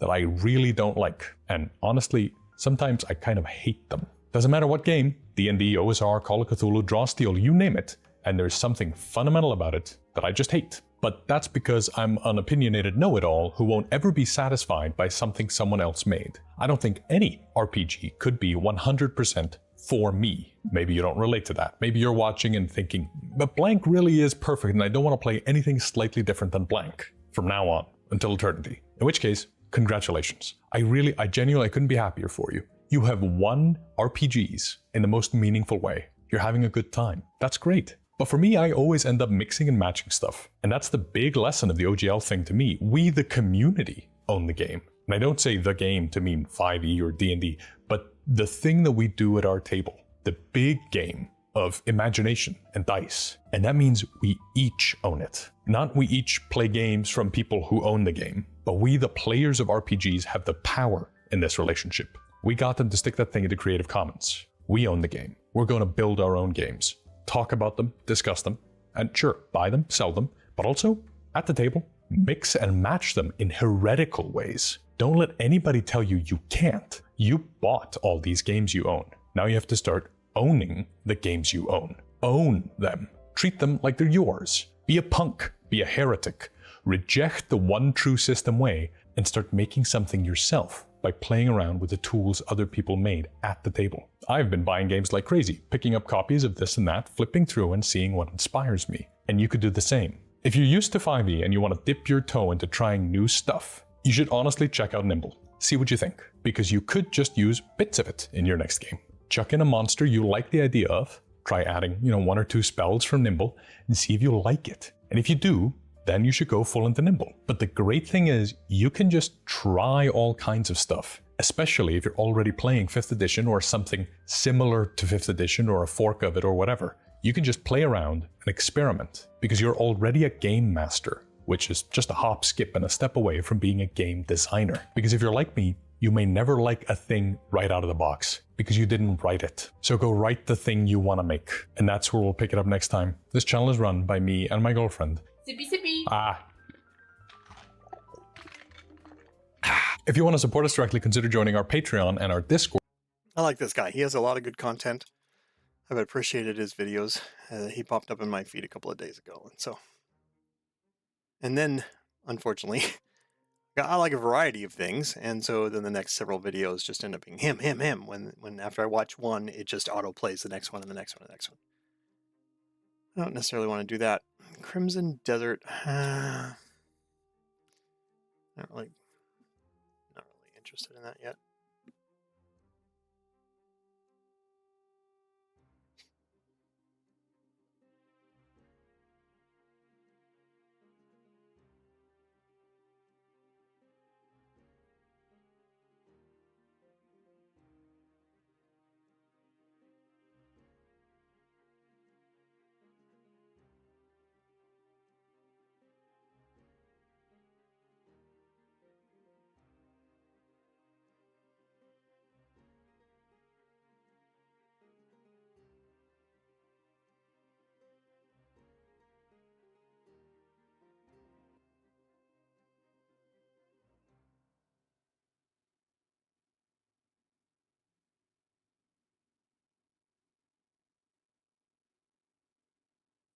This video is sponsored by Factor. Living an active and healthy lifestyle isn't always easy, and cooking on top of work, kids, relationships, etc. can feel overwhelming. But with Factor, you have the flexibility to stay active while also having convenient meals. Factor delivers ready-to-eat meals in the forest setting up camp. Okay, so you are all in the forest setting up camp. Is this a short rest? Does this count as a short rest? Warlock over here always needs his 1 hour nap. I do! My precious 2 spell slots. Yes, this counts as a short rest. If that's an hour, I finally finished my spell scroll. Nice. Okay, I don't think Cleric gets anything for a short rest. Are we camped next to the road? Yes. This being your favorite terrain, you find a good overlook of the nearby road. Even as the sun goes down, the moonlight is enough to separate the road from the trees. How far out can we see? Only about 200 feet as of tonight. A bit of fog has invaded the forest. Invaded? Oh no! Is it magic fog? Okay, I was gonna do the same thing. There's gotta be something with this fog for sure. You can roll perception. 13, 19. Seems like normal fog to you. Arn casts Detect Magic as a ritual. Your eyes glow as you peer around the forest. Nothing magical within your vicinity. Okay, it's fine, guys. Wait. You see something. It's me. Oh, can you move? You're nearly blinded by the holy power emanating from your cleric. Get out of here, man. I'm trying to scan. Do I see it? Oh, bro forgot. No, it leaves. What? No, you said something else. You look beyond your cleric to see nothing out of the ordinary. Okay. Dude, it was me. No, he said something while you guys were laughing. This is messed up. It probably wouldn't matter anyway. The hell is that? What? The Raven sound effect is saying my character's name. Oh, what Oh, no. It's gone? You heard your name called through the trees, now silenced. Where was it coming from? About directly north along the road. I'm gonna go investigate. We should all go. No, don't, because what if the carriage arrives? And you're by yourself? How long does detect magic last? 10 minutes. Okay, you're about halfway through that. I do not want to re-up that with a spell slot. Caden, your keen eyes notice that there are footprints around your camp. Like, different than our footprints? You don't remember anyone taking off their boots. Barefoot? Oh, dude, that's just a bear. Oh, right. The bear's foot. Oh, we're all good. It's just a bear. Okay, what are you all doing? Kinda wanna go find out what that bird was doing. What the dog do? Okay, Aaron, you head through the trees. Can I follow these footprints? Roll survival. The DC is 5. 5? The feet are huge, dude. Yeah, it's a giant footprint. How did we miss that? Yeah, tracking DCs are easier when they happen more recently. Oh, God. Okay, yeah, 22. It's a set of average footprints that walk through your camp and out to the south. Can I follow them? Yep. If he's going, like, into the forest, I'm also gonna follow. Okay, the two of you follow the tracks. Aaron. Yes. You walk for about a minute, and a faint magical glimmer is ahead of you. I'm gonna walk towards it, and also I'm looking for birds. Roll perception. 19. Don't see any. In fact, you don't hear or see any kind of wildlife. The only thing you see is a wooden wheel lying in the grass. What? Like a big wheel? Yeah, pretty big. Okay. Carriage wheel. I'm gonna try to get closer to the magic thing. You get closer and closer, then it disappears. Your detect magic has run out. Okay, can I still go in the general direction? Yeah, you press forward, the tree line opens up, you see the road, and you find the carriage, toppled over, missing a wheel. The horse is unbridled from it, standing in the middle of the road with no saddle. Oh no, I gotta get back to Aaron. Aaron. Yes? The horse stares directly at you. A wide mouth with human teeth. It smiles. Eldritch Blast. Roll attack. 14? The Eldritch Blast hits it in the face. 12 damage, force damage. Smoke. Smoke. It clears. Its head is gone. Ah! Missy step. Vanish just before it collides with you. I am booking it back to the group. Okay. Caden and Radagor. Oh, great. This guy's great. I love his stories. You follow the tracks and you find Aaron. That was fast. I found the carriage. Where is it? On the road, destroyed, cursed horse. Did you see anything else? There was nobody there and it's probably after me right now. Okay, we should head back there for sure. Lead the way. I will do so. Okay, Radagor, as you approach Aaron, he takes out a dagger and slits your throat. What? Oh! It's not you, man! It's not you! Not me? Radagor, you're at 0 hit points in death saves with a dagger in your throat. Roll initiative. I swear to God. 14. Me too. Yep. 17. You're first. I want you to roll a death save, but only show it to me. Oh no. Okay. Caden. I put an arrow in his head. 14 to hit. 12 damage. Bonus action healing word on Radagor. Oh, thank God. That I rolled a counterspell. Bro! What did we do to anger you? Okay, CPR next turn. Let's see if he can counter that. Counter CPR? Just the worst cleric subclass, just anti-heal. That was literally what it was back in AD&D. Not to carbon date myself, initiative? But I had a cleric back then who all his spells were just reversed because he kept killing people instead of healing them. Crazy stuff. Aaron's head. Eldritch Blast. Oh boy. Crit. Come on. 15 damage. Then creeping up behind him, Caden, You see Aaron. Another one? Aaron, it's your turn. Do I see myself? Yep, you just got done blasting your friend. Hey, yo. Don't cast that spell. Yeah, I'm gonna cast Finger of Blasting. No, for real, I'm casting Finger of Death. What? What level spell is that? 7. DM said I could do it. Oh, that's the scroll you were scribing. Yeah. Nice, nice. Okay, first you gotta make a spell casting roll since it's higher than what you can cast. I just gotta get a lucky. That's not how that works, but it's 17 exactly. Ooh. Now roll attack. Oh my God. Oh, lucky again. Go ahead. Hee hee ha ha ha. Natch. Nice, nice, nice, nice. Okay, roll 7d8 and add 30. Jeez. 67 total. Wow. Yeah. Nobody pretends to be me. You see yourself turn to you, tears in his eyes, and as the spell hits, turns to sludge. Ooh. Top of the round, Radagor, death save. Keep it secret. Keep it safe. Okay, Caden. Healing word. 6 points. You okay? Nearly died there. I rolled a 1 and then a 12. Arin, what the hell? What? It wasn't him. Yeah, it was. You slit my throat. It wasn't me. I don't even use a dagger. How do we know you are the real you? I just used the scroll I've been working on for the past couple of days. Hey, DM, by the way, you watch as the sludge... Yeah, that. It's a zombie.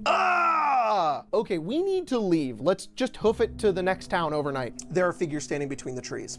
Oh no. Just silhouettes, staring at you. Who are you? What do you want? Simultaneous voices. Intruders.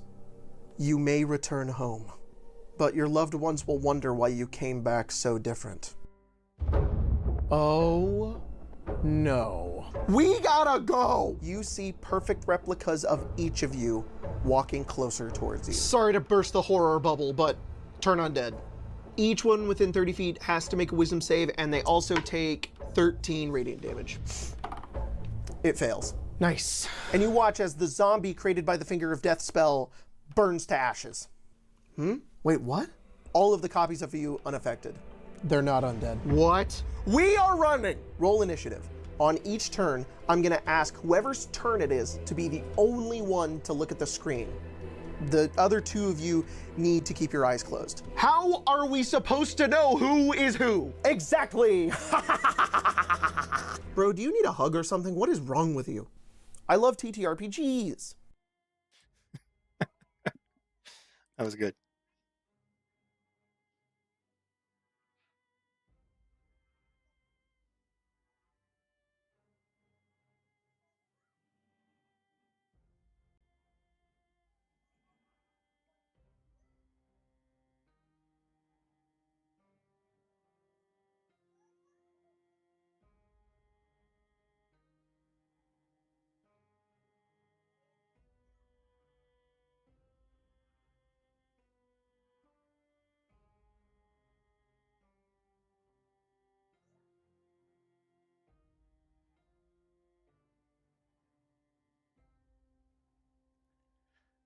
I had a friend who wanted to run a Ravenloft campaign, and he kept trying to make it scary. And I mean, what the XP level 3 just described could have been a pretty scary game. You know, you're freaking out because things. But when you are talking about like giant spiders dropping from the trees, and I mean, we're sitting around the table. That's not the same thing as the mystery of not knowing what's going on. Is there's a doppelganger slitting your throat, and we think they're zombies, and so we're going to do that, and it doesn't work. That can be, pretty horrific, but when it's just a guy describing giant spiders, you fight zombies and giant spiders all the time. That's not scary. So, hello, I'm Antonio D'Amico, this is Pointy Hat, and welcome. Anyway, that was a good story. I really enjoyed XP level 3's story. That was well put together, even if he was the only one at the table in all 5 positions. Welcome to Tip of the Hat. That's right, we're back on our D&D advice train. I pick something people need help with, a new way to run the game, or whatever I feel like. We talk about it, and at the end, I give you a fun goodie to help you on your way. I'm like an early game NPC that you mash through the dialogue box on your second playthrough. That's a sort of depressing way to look at it. I'm not gonna let my brain think too much about that. Let's get into it. Let me paint you a scene. You're DMing for your friends, you have found or cooked up a really cool, really flavorful monster. You cannot wait to use it in your games. You've been planning this guy's entrance for weeks. You reveal it to your players and the crowd goes... tepid.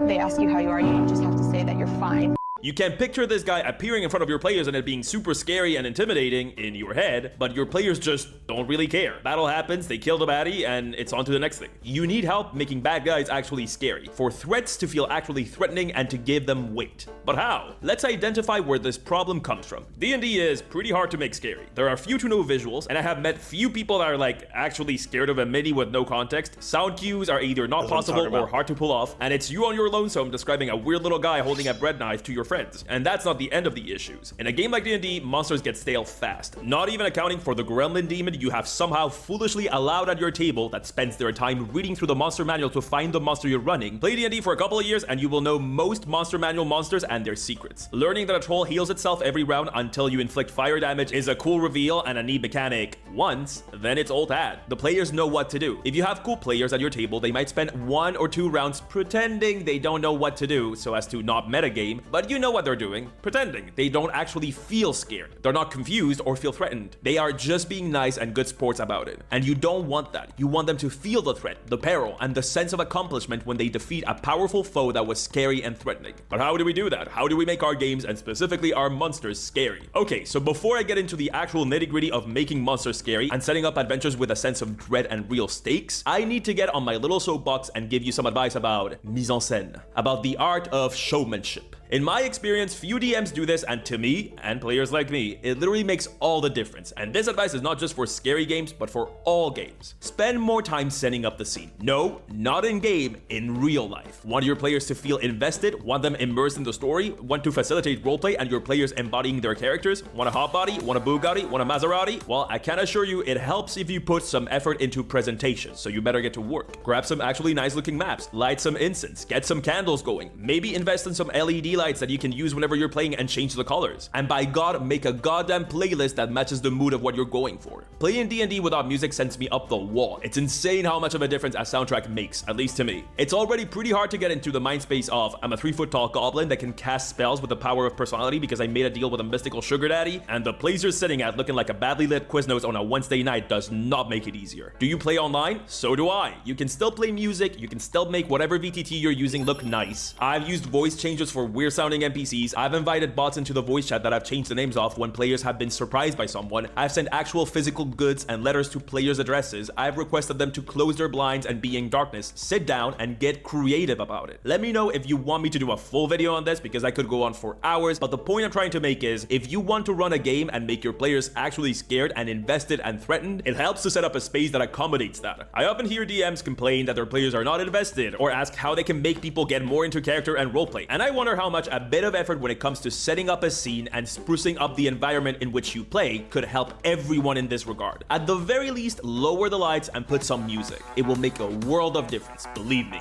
Okay, I'm done with a soapbox. Let's get back to monsters. So the problem is that monsters feel samey. They get stale quick once you play for a while, and they don't feel threatening in the same way that video game mobs don't feel threatening. Monsters end up feeling like punching bags, a video game obstacle to beat down and proceed to the next checkpoint. Just an interchangeable set of stats and abilities. So what can we do to change this? Well, I have a little method with which you can get not only a cool, new flavorful monster, but also an entire adventure based on them. I call it the creature feature method. But before we get into it, let me tell you a story. After walking the fairgrounds during the Harvest Festival, your party sees a small tent made of purple-tinted canvas. No sign up front, just a golden eye painted on the flaps that serve as its entrance. As you step inside, the smell of incense hits your nose, and the laughing and shouting of the fairgoers outside becomes muffled, as if smothered by the cloth walls of the tent. Lit by the fire of a flickering candle, a figure clad in a hooded robe sits in front of a small table. The figure extends a hand, inviting you to sit. You do so instantly, almost as if this was not an invitation, but a command. The figure extends their other hand, and they hold something in this one. A deck of cards. Then, with a flick of the hand, they take one card and flip it, and you watch in awe as the card comes to life in front of your very eyes. Imagine actually doing that at the table. That'll be sick. Well, you don't have to imagine it because animated tarot cards are a thing, and Hit Point Press is sponsoring this video to let me tell you all about them. The Fable Maker animated tarot deck is actually that, an actual physical deck of tarot cards that actually moves in real life. It's magic. The Fable Maker animated tarot deck is in fact not technically magical and uses lenticular technology to achieve the effect of drawn pictures coming to life and moving on the card. Ask your personal divination wizard about the Fable Maker animated tarot deck. But Pointy, my parents were not hippies, so I don't know what a tarot is, nor do I know how to use it. Well, that's why you can get the animated tarot deck and the Fable Maker's tarot guidebook to put the magic of tarot into your D&D games. That's right, you can get just the tarot deck or the guidebook that teaches you not only how to use tarot, but how to put tarot into D&D for that extra magical effect. The Fable Maker's tarot guidebook enhances your beloved 5e classes with tarot and much, much more. It even has NPCs for all major arcana. So Persona fans, this one is for you. Get them social links ready. If all of that sounds fun, which I think it does, the art looks so gosh darn pretty, I really want it, you can go right now to the link in the description and get the Fable Maker tarot deck, the Fable Maker guidebook, or a box set that includes both and looks even prettier. Check the description for it, with the goal of making the monster feel unique and threatening to your players. I don't use this method just for horror, by the way. You can very much use this to make all monsters feel unique and the spotlight of an adventure, regardless of the tone you're going for. Now, you may be wondering, what's up with that name? Well, I love cryptids, so I structured this entire method around what I feel makes them awesome. We're going to use what makes urban legends and word-of-mouth campfire stories awesome and immersive in our D&D games. And we're going to do it with 3 pillars, because pillars are very internet-friendly and people love counting on YouTube videos. It calms them down or whatever. First pillar, horror. If you want your monster to not only be spooky, but also scary, it helps if you know what way you want them to be scary. Okay. As I said, this method can be used for enemies and adventures that are not horror-themed, but all villains are threatening. So let's talk a bit about horror and the different ways something can be scary. There's much written about the horror genre and the different subgenres contained within. And I'm not here to read off of WatchMojo's top 10 types of horror. You can do that on your own. What you need to do is determine how this monster is going to be scary. Are they a twist on a benevolent concept? Are they the embodiment of something that could happen to you, to your body, to your mind? Are they a reflection of the potential for evil that we all carry inside? Horror is extremely broad, but true fear is in specificity. If all your monsters are supposed to be scary because they look spooky and could hurt you, I can assure you no player at your table is actually gonna feel threatened even a little bit about that. So this pillar is here for you to find exactly why your monster is supposed to be scary. Cracking open one of those phishing websites that appear on the front page of Google nowadays when you look up anything to see all the possible horror subgenres is a good start, but I would challenge you to start thinking about something that you find scary specifically. I'm sure you can think of something better than clowns. Keep going. Let's dig deep past whatever the internet has told us we should be scared of this week. I'll get more into this later, but horror is subjective. So in my experience, it's better to come from a personal place when trying to elicit the feeling of fear rather than try and guess what others find scary about something you don't personally find scary. Once you have it, it's time to move on to the second pillar, story. This is the most important one, and the reason why this is called the creature feature method. Creature features were a type of TV programming that were most popular during the 70s and 80s, where they showed cult horror movies that most of the time revolved around a monster. So think of horror stories, urban legends, campfire tales. Why is it that all those horror stories are not just one long description of whatever monster the story is about? Well, they are if you're looking at 98% of creepypastas, but that's why they're bad. The point of putting a monster into a story is because it becomes 10 times scarier if there's a story to this thing. Your monsters are not scary because they are lacking context. Making the swamp where the hack lives spooky is fine, I guess. It's like step 1, but if your players have traversed the treacherous spooky swamp, which means they have rolled 3 survival checks in a row and maybe fallen down once or twice, now that's what I call riveting, fun, engaging gameplay, and then the hack just appears out of nowhere, she's just there vibing and a fight starts. I mean, how could they possibly be scared of that? How would they actually get into the story and feel like they're there when there's no story to get into? But imagine if the party comes to a town that has had a horrible string of bad luck. They ask around and start piecing together what has been happening. Cattle turn up dead, water supplies are poisoned, grain in the silo is infested with mold, people have even started to go missing. After some investigation, talking to some folks in the village, the party finds out that so far no children have been harmed, which the village sees as the silver lining of their unlucky streak. But that's when the party overhears children speaking to each other about who will be chosen to go and play next. Slowly they uncover that the children of the village believe that one of them gets picked every night to go to an incredible magical playground, and they all eagerly await their turn. But if they want to come back to the magical playground, the lady that runs it asks them for little favors, and the favors get darker and darker. And soon the party finds out that those behind all the problems in the village are actually the children, who are being led by a hag to do terrible things in the hope that they'll be picked by her to go to the playground, which turns out to be just a hallucinatory terrain spell. Now there's something to get into. Now this monster has gone from a video game mob to a deeply disturbing, nefarious figure, and all that because we have given them a story. When working on your own monster for this pillar, pillar, ask yourself, who is this monster? How did they come to be? What do they do and why do they do it? And be specific about it. They do evil things is not gonna cut it. This isn't the monster manual. Above all, what do other people know of this monster? Is it an established presence in these parts? Do only a select group of people know of them? Are there legends about the monster? Are these legends true or greatly exaggerated? You are building actual folklore about a monster, and your party is injected with all this context about the creature you're presenting to them, and they see how this creature affects the world around it. Now, getting to actually see the monster and fight it is gonna have so much more weight to it, and that's because we gave it a story. Okay, so now that we have the type of horror that we're trying to convey and the monster story, time for our last pillar, mystery. This one is tricky to understand and to get right, so it might require some trial and error. This pillar is not about adding more information to your monster, but actually about taking information away. If you've watched enough horror movies, you know the feeling I'm about to describe. The build-up to the creature is terrifying. You might see a hand, a silhouette here and there, a flash of it in the distance, and then it's shown to you in full a couple of times, and the fear kind of disappears. Here's the thing about creature-based horror. The more the creature is explained and understood, the less scary it is. But the less context there is about the creature, the less scary it is too. We have a tightrope situation on our hands. You want to explain enough so that the creature has a story, but not too much so that the creature becomes mundane. We need to create a sense of mystery around the creature. I told you that in the story pillar you should be very thorough, ask yourself the necessary questions and answer them. Think about every possible thing you could think of about your monster. Well, during the mystery pillar you get to decide how and if those pieces of information are revealed. Maybe you explain who this creature once was, but you don't explain how they came to be. Maybe you explain what the creature does, but not why they do it until the end. It's about giving enough information for the players to fill in the blanks with whatever their brains find scarier. This is human impulse. We all do this, so let them do that. Let them come up with what would actually scare them the most about this creature, because if you try to fill every blank, you will never be quite as scary as whatever they came up with. And there makes sense.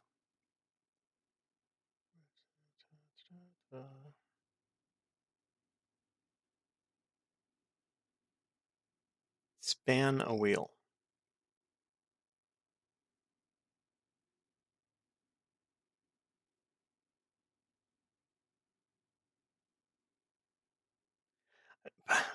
Pirate. I've seen Pirates, like seen his shorts. He's got some interesting things to say, but apparently he said something dumb a couple months ago. I didn't really pay that close attention because who's he? He was like a WoW creator. That doesn't make him some amazing oracle to listen to. How to run horror, how to run horror. I'm not running horror, so I just listened to 2, and now I'm getting swamped with how to run horror in my game.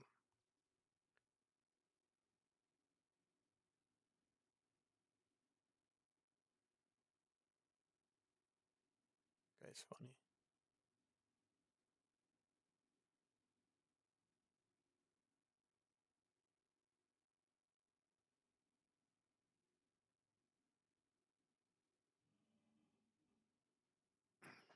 I like hex crawls.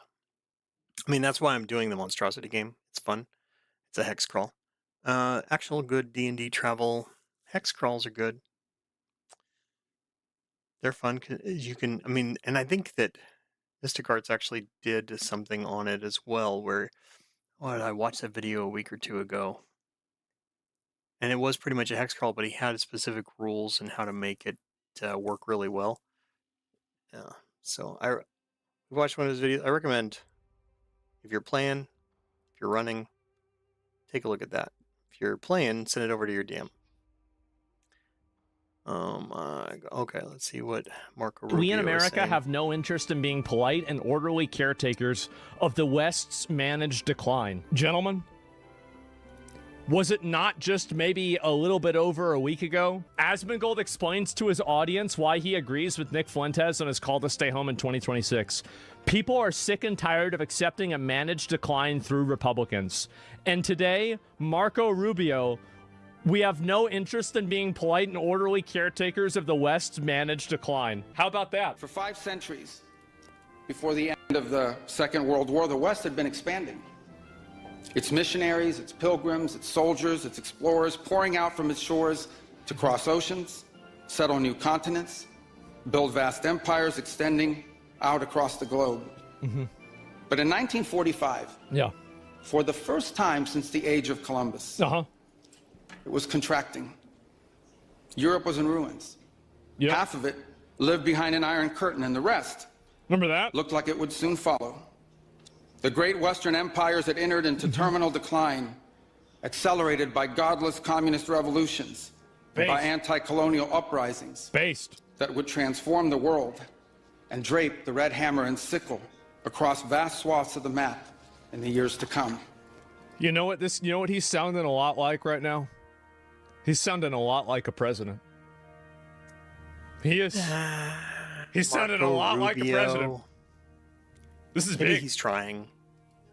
Against that that water backdrop, thing about 10 then, years as ago. now, many came to believe that the West's age of dominance had come to an end, and that our future was destined to be a faint and feeble echo of our past. But together, our predecessors Everything's full in this house. recognized that decline was a choice, and it was a choice they refused to make. Man. This is what we did together once before. And this is what President Trump and the United States want to do again now, together with you. And this is why we do not want our allies to be weak, because that makes us weaker. We want allies who can defend themselves so that no adversary will ever be tempted to test our collective strength. This is why we do not want our allies to be shackled by guilt and shame. We want allies who are proud of their culture and of their heritage, who understand that we are heirs to the same great and noble civilization, and who together with us are willing and able to defend it. And this is why we do not want allies to rationalize the broken status quo rather than reckon with what is necessary to fix it. Oh my God. For we in America have no interest in being polite and orderly caretakers of the West's managed decline.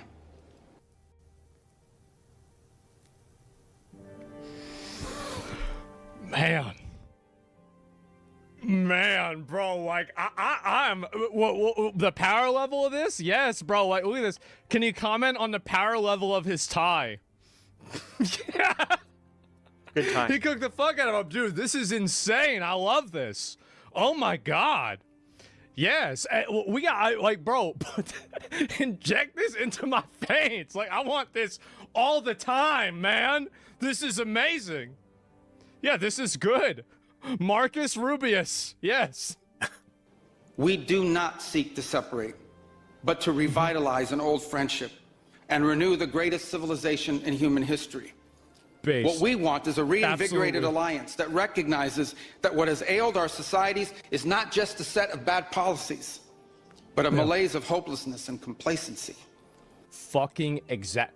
This is so good. Oh my God. An alliance is what the alliance that we want is one that is not paralyzed into inaction by fear. Fear of climate change, fear of war, fear of technology. Instead, we want an alliance that boldly races into the future.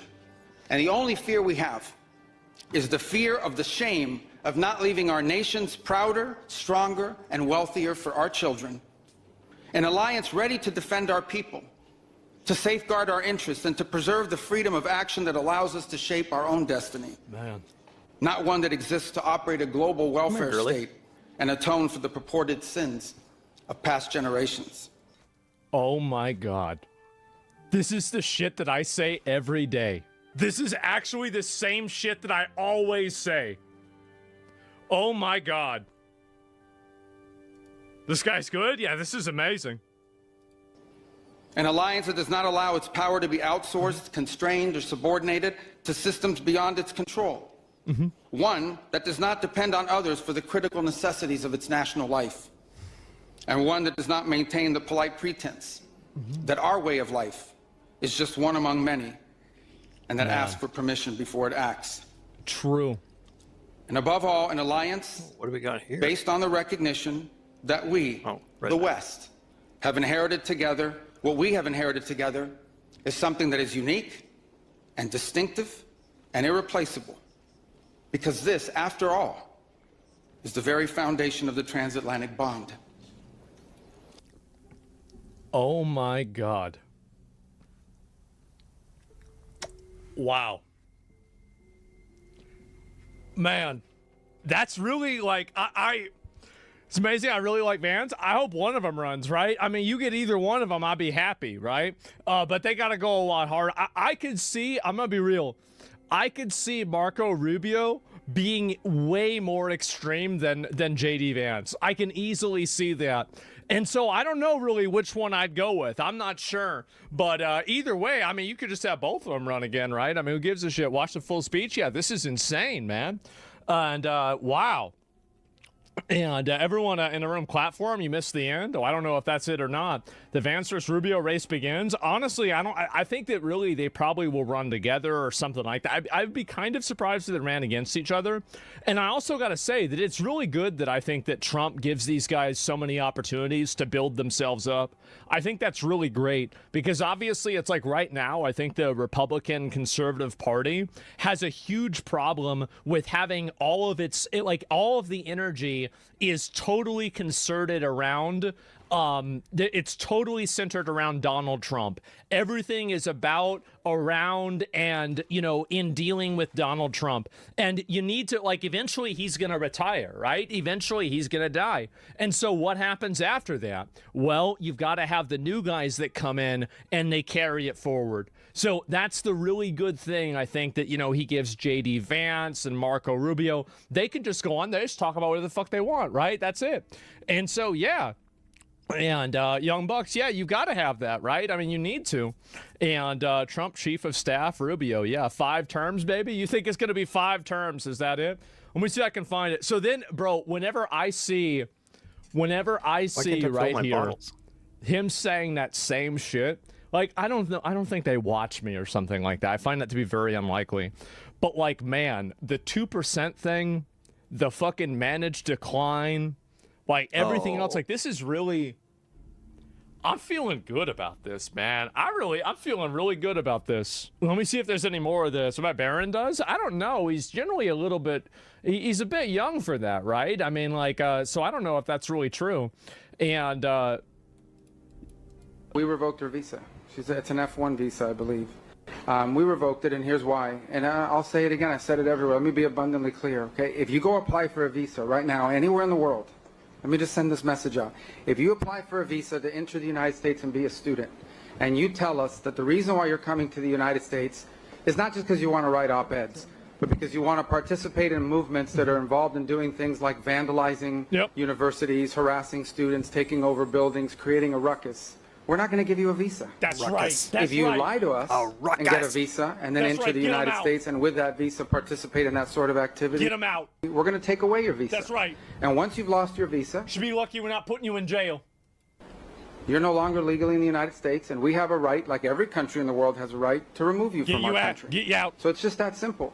Get that ass out. I think it's crazy. I think it's stupid for any country in the world to welcome people into their country that are going to go to your universities as visitors. They're visitors. And say, I'm going to your universities to start a riot. I'm going to your universities to take over a library and harass people. I don't care what movement you're involved in. Why would any country in the world allow people to come and disrupt? Now, we gave you a visa to come and study and get a degree, not to become a social activist that tears up our university campuses. Holy shit. Vance and Rubio well, okay, so we're going to have Trump run for 4 more years, right? It's a 3rd term, potentially 4th term Trump. And then you have maybe Marco Rubio and then JD Vance, or JD Vance and Marco Rubio. Man. You imagine that? And if we've given you a visa and then you decide to do that, you know what comes after that? Nick.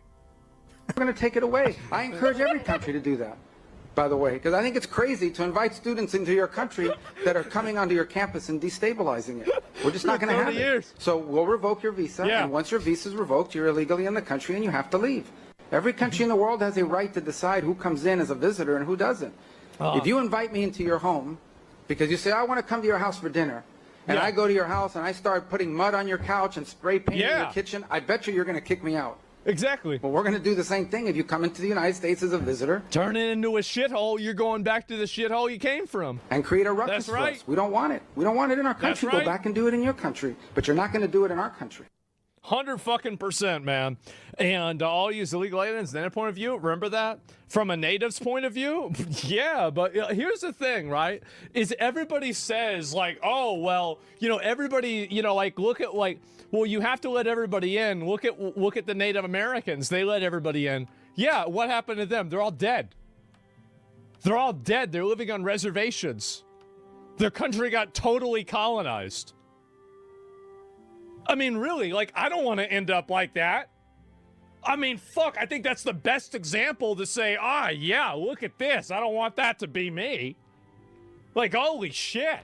Could do that with Ilhan Omar. They need to, if they run, just deport her. Do whatever you need to do. Oh, well, you can't do that. Do it anyway. Just do it anyway. Yeah. Oh, he even tweeted it out himself. We increasingly outsourced our sovereignty to international institutions while many nations invested in massive. We increasingly outsourced our sovereignty to international institutions while many nations invested in massive welfare states at the cost of maintaining the ability to defend themselves.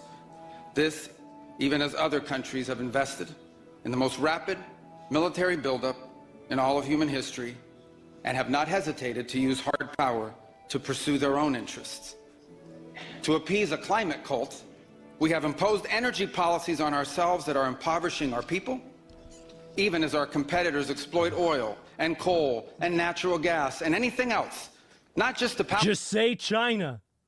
Just say China. Power their economies, but to use as leverage against our own. And in a pursuit of a world without borders, we opened our doors to an unprecedented wave of mass migration that threatens the cohesion of our societies.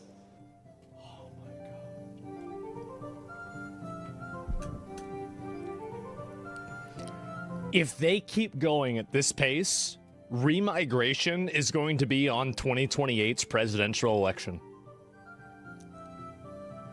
If we keep this pace up,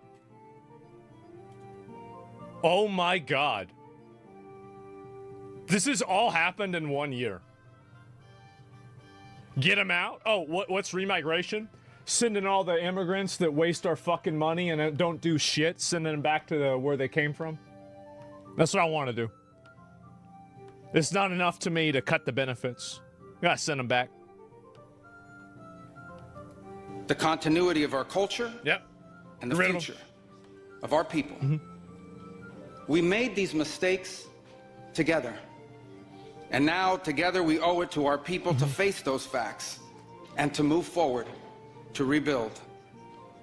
Under President Trump, the United States of America will once again take on the task of renewal and restoration, driven by a vision. You really got to admit, like, honestly, and this is one of the things that a lot of people don't really put enough respect on, is like Marco Rubio is in there fucking pitching for Trump every fucking speech. Like, he is always on message, you know, glazing the president. He's got the respect where it needs to be. Absolutely. Loyal. Yes, loyalty, man. Like, that's what matters more than anything else. Loyalty above everything. Unless you're Pam Bondi. Future as proud, as sovereign, and as vital as our civilization's past. Yeah. And while we are prepared, if necessary, to do this alone, it is our preference, and it is our hope to do this together with you, our friends here in Europe. For the United States and Europe, we belong together. America was founded 250 years ago, but the roots began here on this continent long before.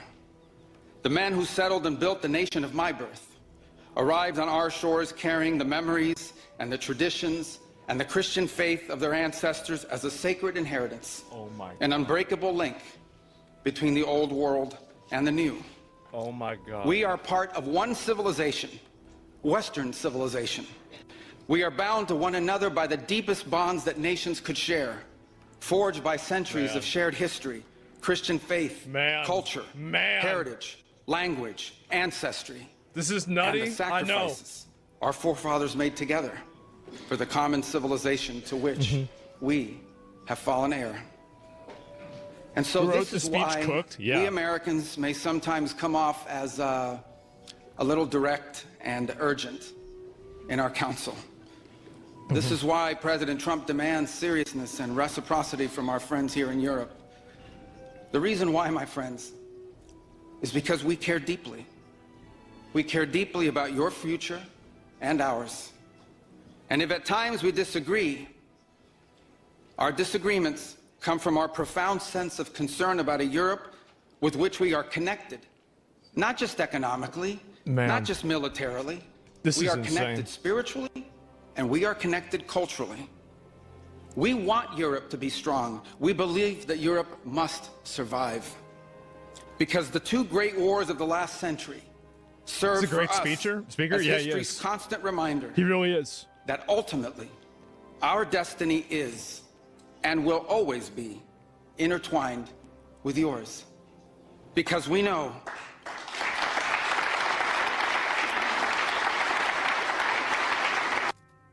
Man.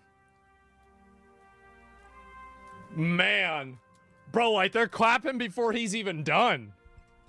Oh my God, speech level max? Yes, exactly. national security, which this conference is largely about, is not merely a series of technical questions. How much we spend on defense or where, how we deploy it, these are important questions. They are. But they are not the fundamental one. Yes. The fundamental question we must answer at the outset is, what exactly are we defending? Because armies do not fight for abstractions. True. Armies fight for a people. Armies fight for a nation. Armies fight for a way of life. And that is what we are defending.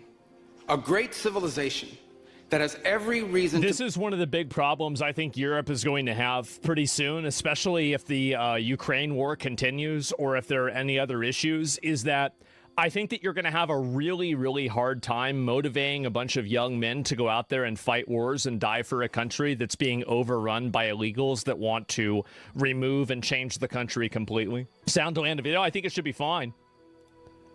And so, yeah, this is generally what I think is happening overall. Being a space Marco, yes, absolutely, man, 100%. And send the illegals to war. Well, I mean, I think they should probably do something, but people will not die for an economic zone. That's fundamentally what it is. People will die for a country, they'll die for an ideology, they'll die for a nation, they'll die for an identity, but they are not going to die for an economic area where, you know, they're basically getting replaced. This is 100%. If you look at any of the videos where, like, I don't know if they've done it here, but in the UK, they go around and they ask the migrants if there was a war, like they were talking about when Russia was popping off in Ukraine, right? So they asked then, and the British government was pushing for going to war. And they asked the migrants, the economic migrants, they said, would you go and fight? And they were like, no, I'm not. I just go back home. Well, so they don't care about your country. It's not their country. That's the point. They're not making it their own. They're not feeling attached to it. They don't have any heritage there.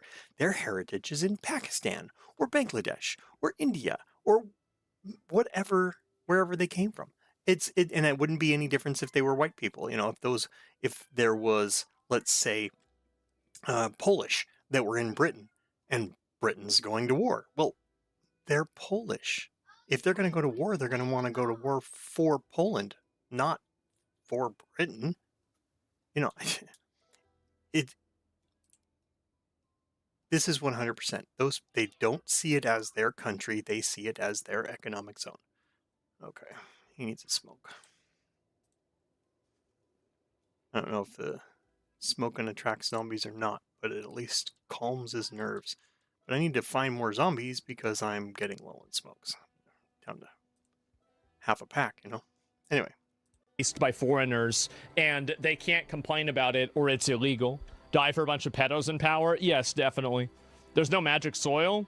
I mean, again, like, what is this here? That's not even what I was saying. You're still arguing something stupid.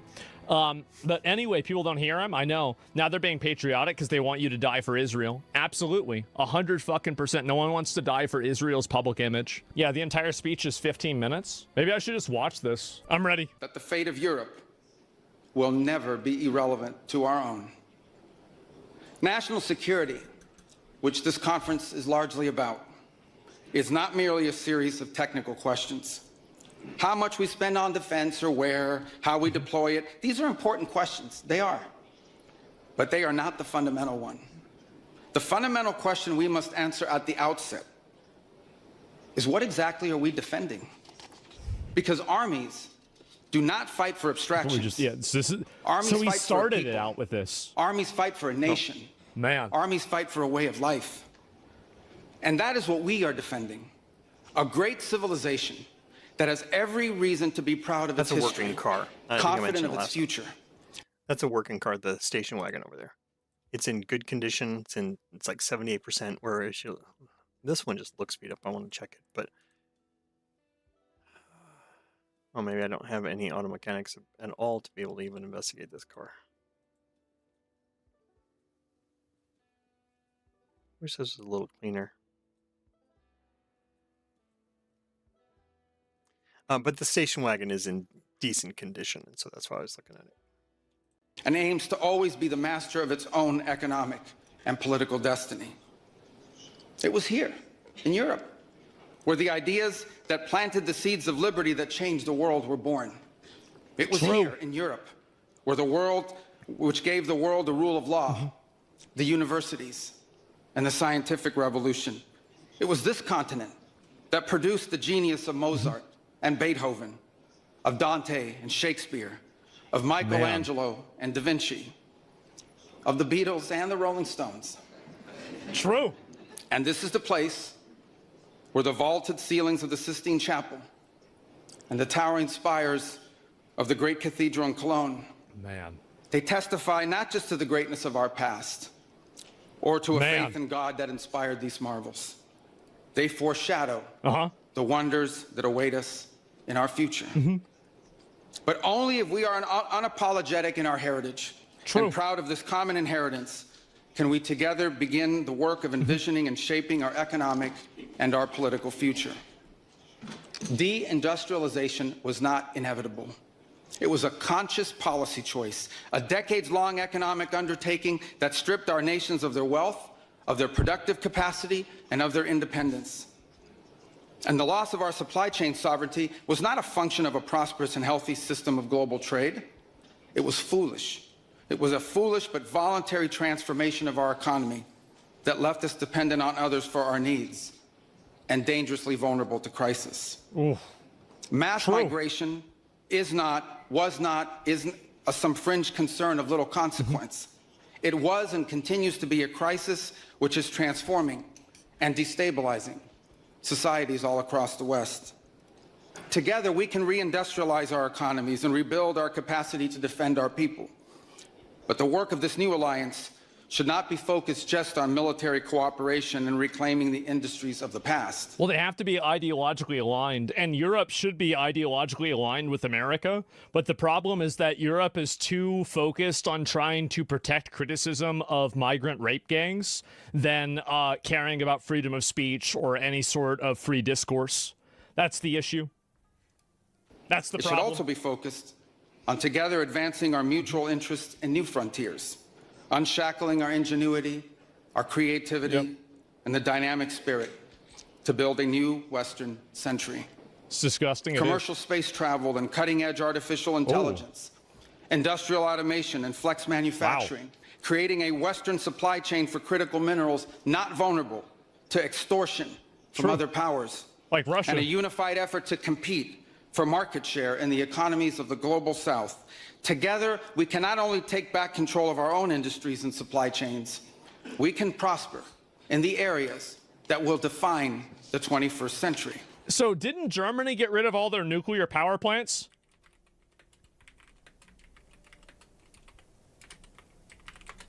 Let me see if I can pull this up.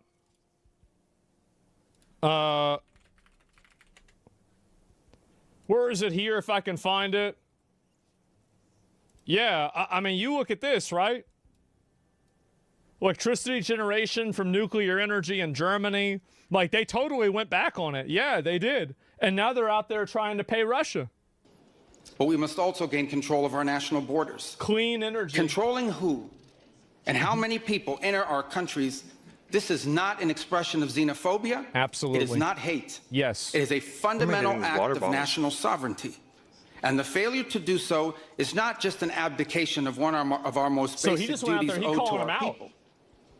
It is an urgent threat to the fabric of our societies and the survival of our civilization itself. He's completely right. I mean, you bring enough of those people over there from those shitholes, and they're going to turn Europe into a shithole. That's what they already have done. You go to the areas where there's a lot of people, these refugees and migrants, the places are shitholes. Shouldn't be there. Get rid of them. And finally, we can no longer place the so-called global order above the vital interests of our people and our nations. We do not need to abandon the system of international cooperation we authored. We don't need to dismantle the global institutions of the old order that together we built. Oh yeah, electronics. But these must be reformed. These must be rebuilt. For example, the United Nations still has tremendous potential to be a tool for good in the world. But we cannot ignore that today, on the most pressing matters before us, it has no answers and has played virtually no role. The United Nations is useless. It could not solve the war in Gaza. Yep. Instead, it was American leadership that freed captives from barbarians and brought about a fragile truce. Well, that's because the UN, see, the reason why the UN doesn't work is because everything in the world is determined by the force doctrine. If you have more guns, more weapons, and the ability to effectively shut down your opponent, that opponent now has to listen to you. That's it. That's the bottom line. Yep. And so when Europe doesn't have that type of leverage and they're not willing to use that leverage, then they don't have any leverage. That's the only leverage that matters. It has not solved the war in Ukraine. Yeah, it's like, for example, like, why is Maduro gone? Because we went in there and we killed the people that were holding them, and we blew all their stuff up, and we got Maduro. That's the reason why. It's really simple. It took American leadership in partnership with many of the countries here today just to bring the two sides to the table. UN can only in work search of with a that. still elusive peace. It was powerless. Yoink. That's to right. constrain the nuclear program of radical Shia clerics in Tehran. That required 14 bombs dropped with My precision left from foot is American right. B-2 My bombers. right foot is not protected. And it was unable So to my address boots the threat to are our wasted. security from a narco-terrorist dictator in Venezuela. Oh, man. Instead, it took American special forces to bring this fugitive to justice. How about that? In a perfect How world, about that? all of these problems and more would be solved by diplomats go and out. strongly worded resolutions. Like I used to go out of here and I would wear a jacket and jeans and blah, blah, blah, blah, all head to toe armor. And then it was overheating. And maybe it's because of the date. We're in August. And so it's 66 degrees at almost noon in August in Kentucky. For some reason, I don't believe that. Anyway, I used to go out all like head to toe, but it was so hot. And I was still getting scratched. I was still getting a bit. So, I mean, it was 40% protection, but it was heavy and it was hot.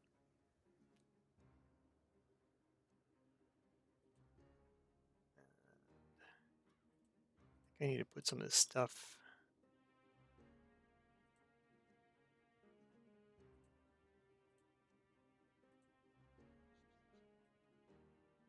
Oh, no. Bag's getting full. Bag's full.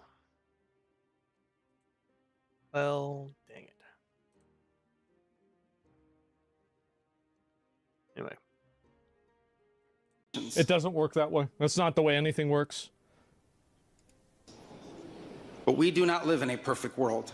Nope. And we cannot continue to allow those who blatantly and openly threaten our citizens and endanger our global stability to shield themselves behind abstractions of international law. I think he might be better than Trump. I think that he could be a better president than Trump is. I feel like Rubio might actually be, he might be willing to do what needs to be done. Like, you know, I'll tell you this, like, I would rather have, like, in 2016, I was like a lot more, you know, kind of like, it's not really kind of like flat on mild with Rubio. But now, like, bro, like, that house, which they themselves routinely violate. I'll probably vote for Rubio. This is the path that President Trump and the United States has embarked upon. It is the path we ask you here in Europe to join us on. It is a path we have walked together before. Yeah, Vance and Rubio, for sure. And hope to walk together again. This is crazy. For 5 centuries, before the end of the Second World War, the West had been expanding. Its missionaries, its pilgrims, its soldiers, its explorers pouring out from its shores. I gotta be honest, guys. I'm not religious. I grew up Roman Catholic. But man, the messaging and like making Christianity and all of that like center, like front and center, that's the way it should be. Because that's the way it is. To cross oceans. It's real. Settle new continents. Build vast empires extending out across the globe. But in 1945... As I said, you know, I drew the line in the sand. If Pope Leo finances a new crusade to help the Christians that are being killed in Nigeria, and he funds Blackwater to go save them, I'll go back to Mass. But only if there's a new crusade. Anything less, no. For the first time since the age of Columbus, God wills it. It was contracting. That's right. Europe was in ruins. Half of it lived behind an iron curtain, and the rest looked like it would soon follow. The great Western empires had entered into terminal decline, accelerated by godless communist revolutions and by anti-colonial uprisings that would transform the world and drape the red hammer and sickle across vast swaths of the map in the years to come. Against that backdrop, then as now, many came to believe that the West's age of dominance had come to an end. Man. And that our future was destined to be a faint and feeble echo of our past. This is insane. Rubio's one. I'm getting hard, bro. This is so good. But together, our predecessors recognized that decline was a choice. Mm-hmm. And it was a choice they refused to make. This is what we did together once before. Yep. And this is what President Trump and the United States want to do again now, together with you. And this is why we do not want our allies to be weak, because that makes us weaker. That's right. We want allies who can defend themselves so that no adversary will ever be tempted to test our collective strength. Yeah, look at y'all trying to fucking scrambling around with Greenland. Remember that? That was embarrassing, guys. Like, you gotta get your shit together. This is why we do not want our allies to be shackled by guilt and shame. We want allies who are proud of their culture and of their heritage, who understand that we are heirs to the same great and noble civilization, and who together with us are willing and able to defend it. And this is why we do not want allies to rationalize the broken status quo rather than reckon with what is necessary to fix it. For we in America have no interest in being polite and orderly caretakers of the West's managed decline. I honestly think that this is probably the best one. And whenever I say probably, I mean it's the best one. This is by far the best one. This is crazy. We do not seek to separate, but to revitalize an old friendship and renew the greatest civilization in human history. Yeah. What we want is a reinvigorated alliance that recognizes that what has ailed our societies is not just a set of bad policies, but a malaise of hopelessness and complacency. Jesus, man. It's so true, too. He's completely right. An alliance is the alliance that we want is one that is not paralyzed into inaction by fear. Fear of climate change, fear of war, fear of technology. Instead, we want an alliance that boldly... Look at, by the way, look at Europe and Germany nuclear power. How many power plants they have now that are nuclear power. And all of that, like them removing their, you know, like their nuclear power and everything. Like, obviously, that contributes to them needing to pay Russia for power. Zero, yeah, France has some. It's pathetic. Don't forget the windmills. Well, that's why they have birds. Faces into the future. And the only fear we have is the fear of the shame of not leaving our nations prouder, stronger, and wealthier for our children. An alliance ready to defend our people, to safeguard our interests, and to preserve the freedom of action that allows us to shape our own destiny. Too many. Not one that exists to operate a global welfare state and atomic. Exactly, bro. Like we're paying.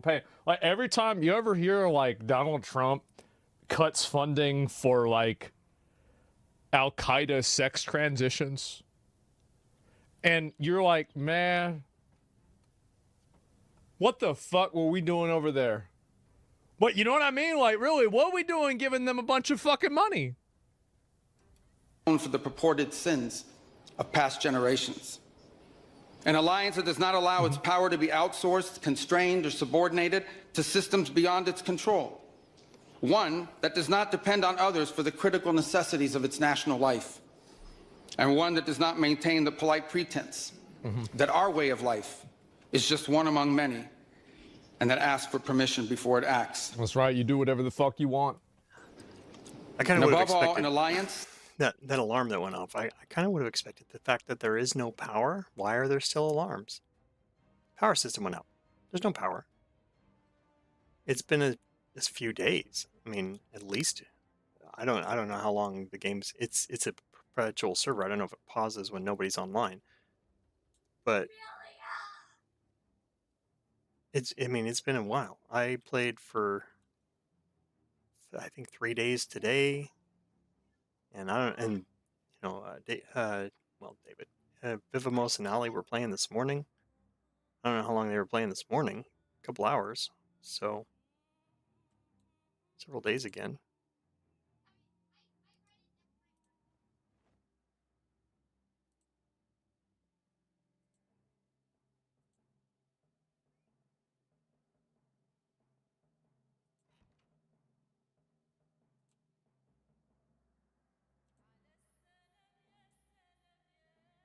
I just find it interesting now.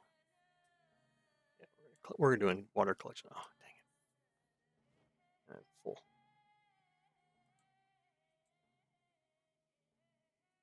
Saucepans.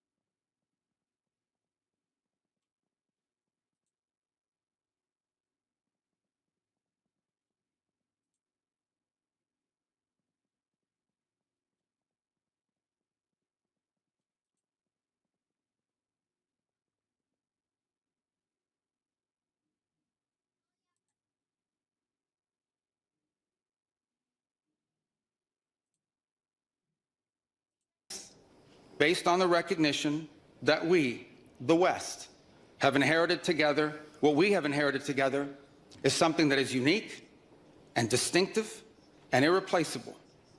Because this, after all, is the very foundation of the transatlantic bond. Acting. Jesus, man. I really like, this is amazing. I'm so happy. Somebody says, any talk about getting rid of Social Security? No. The idea is that we don't give any money to Somalia so we can keep funding Social Security. That's the idea. Like, we stop funding, like third world shitholes. Like, there's some, fucking PvP server country in Africa we're sending money to. Cut it off. Fuck them. That's the goal. That's the idea. Together in this way, we will not just help recover a sane foreign policy. It will restore to us a clear sense of ourselves. It will restore a place in the world. And in so doing, it will rebuke and deter the forces of civilizational erasure that today menace both America and Europe alike.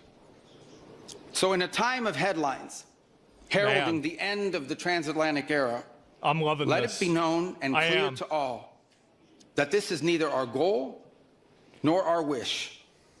Because for us Americans, our home may be in the Western Hemisphere, but we will always be a child of Europe. True. That was a good speech. Is he okay? Is he leading up for a presidential run? Well, yeah, it's been 10 years since he did the water thing. I don't know how many of you are familiar with that. It was more of an embarrassment thing, and it was definitely pushed in the news to try to discredit him. Is he good? I mean, sure. Maybe he's better now than he was when he was 10 years ago when he was younger. We were all younger and more naive and innocent back then.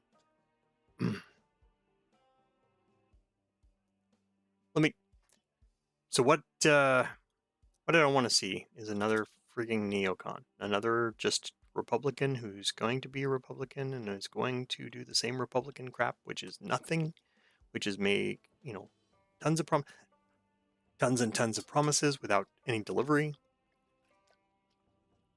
Just another, and it doesn't matter, Democrat politicians, Republican politicians, they're still politicians. They've done nothing with their lives except for sit in seats of power and tell the plebs, us, what they're going to do, what we are going to have to do. I'm just tired of it. I'm not some great thinker. But I do some research and I understand some things, and the pipe is small. Okay, well, I don't have a welder. Box of nails. Collecting nails, so that's good to have. Wood glue, that's good to have. Big stuff with that. Empty gas cans, those are good to have. Getting heavy.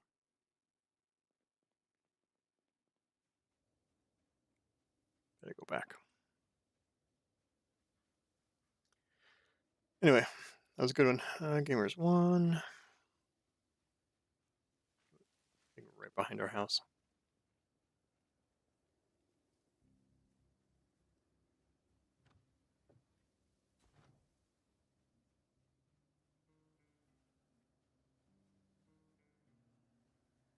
Hey, what's up, dude?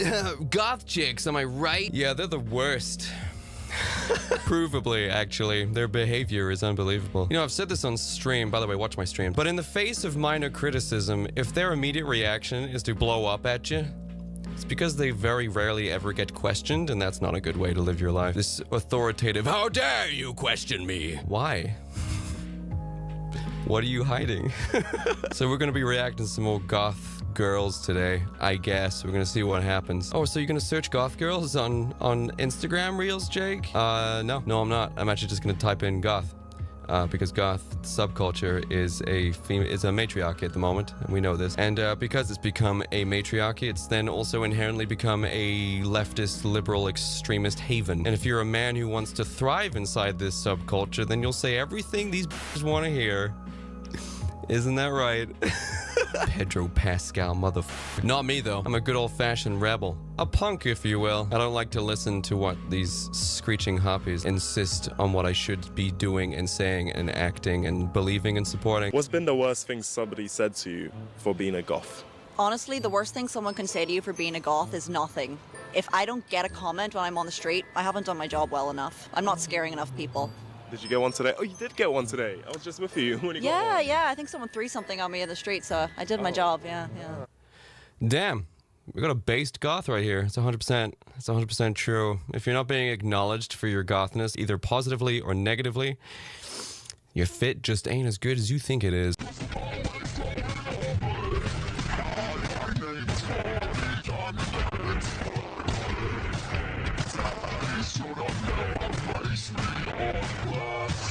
The bouncing, dude. I can't. Fuck.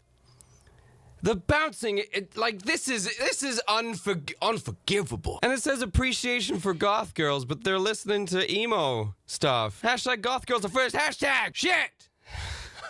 Man, do you know what? If you get into goth, listen to emo, who cares, right? Once again, I'm just trying to reiterate to goths out there that there's many different ways to get into the goth subculture, especially since we're miles away from the 80s, man. It's like the emo music, the bouncy titties. It's just everything. It's everything I hate. But I'll never stop you. That's the difference. I'll never stop you being goth. I'd never say you're not goth. I'd never say that. That's the difference. I'd never say you're not a goth. So yeah, sure, fine, you're a goth. Fine. You're just not one I would want to hang out with.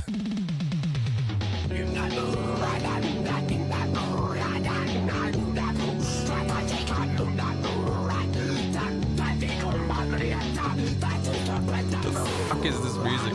Man, Korn are not beating the goth allegations, I swear. Hey, do you want to hang out? Oh, yeah, I know a spot. Come on. Where are we going?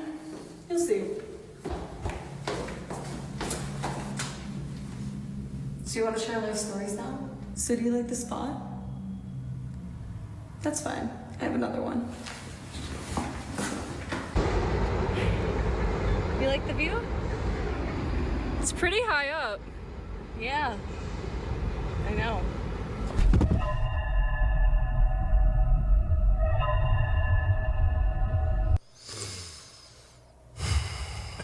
Swap the genders. That's all I'm saying.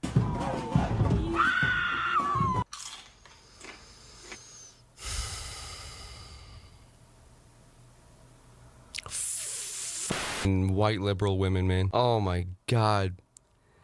There will be textbooks written about the tangible cringe they were capable of, dude. Mi estoy acabando.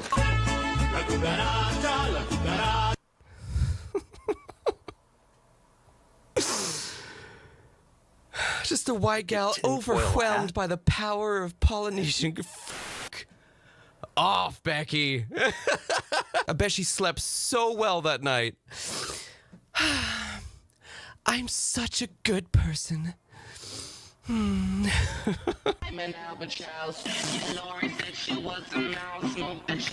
don't know who this is, but I hate her immensely. Do you know what? That's not even true. I don't hate her at all. I hate her content. I actually feel really bad for this chick.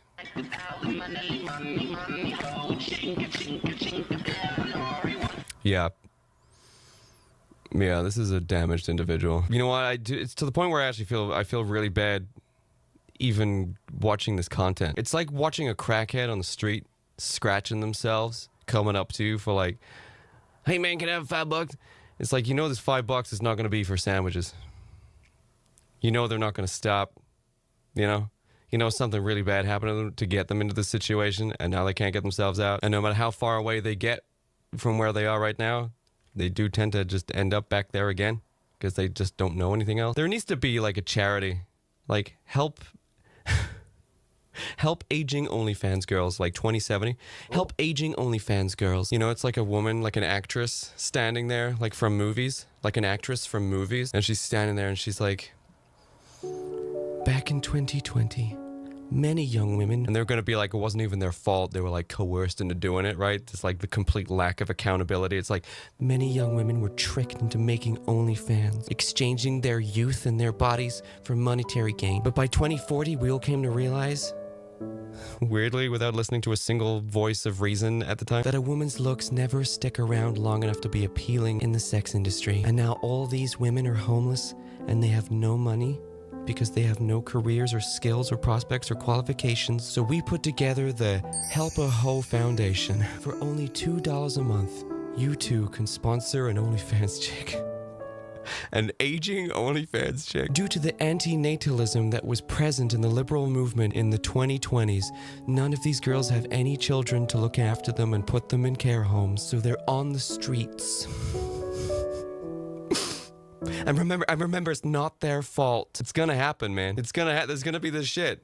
Seriously, 2040 is gonna come around, like 2050, and like the younger generation's tilt into more conservative values is going to hit and be the majority of people. It's going to be like society. So the OnlyFans industry is going to like crumble and decay and be completely destroyed because, you know, it's degenerative. And there will just be these OnlyFans girls with like literally nothing. You'll be walking down the streets of LA and you'll see like not even a prostitute, right? You'll just see like OnlyFans girls and like older OnlyFans girls, like, because they're not like they're hot 25-year-olds anymore. They're like not so hot 45-year-olds, and they're like bouncing on the street for a sandwich. They're like stupid bouncing on the street. Cardboard sign like will bounce for sandwich.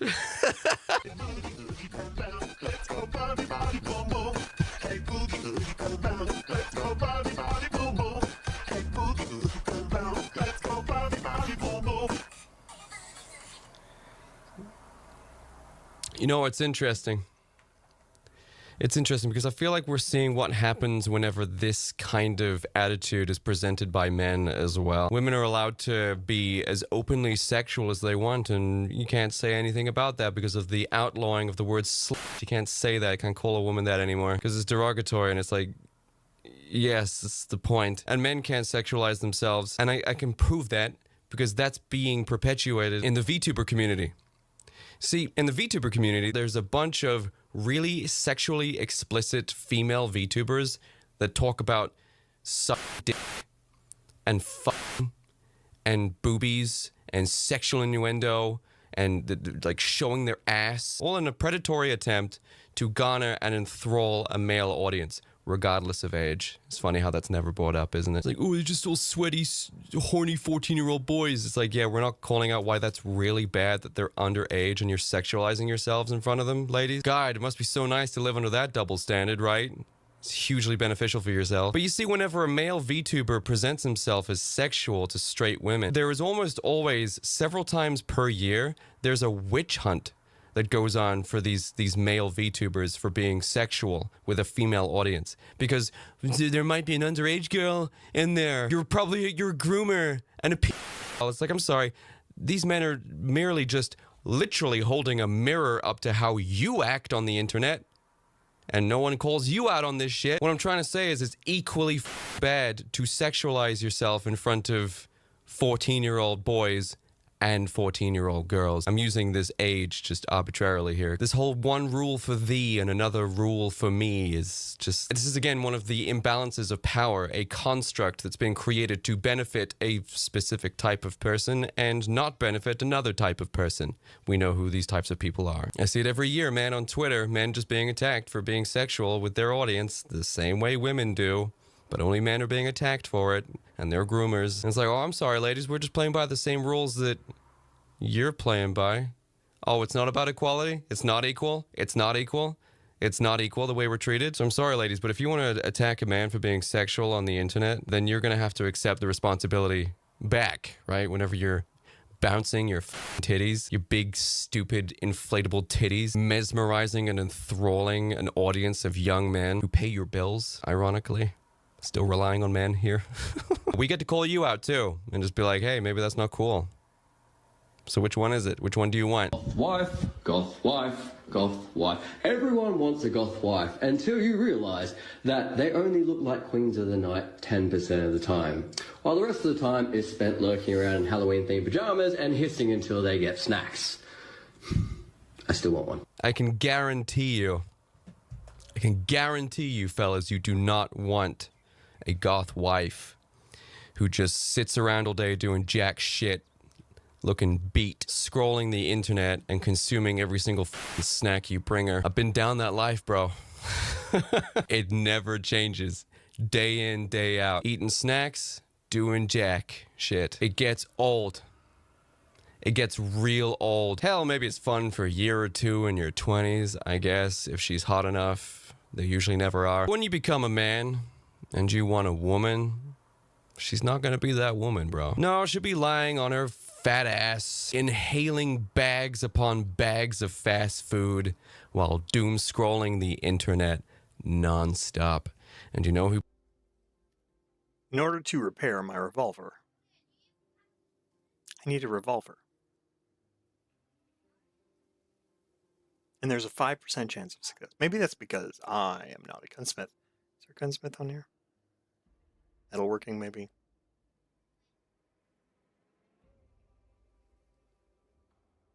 Still, in order to fix the revolver, I need a revolver.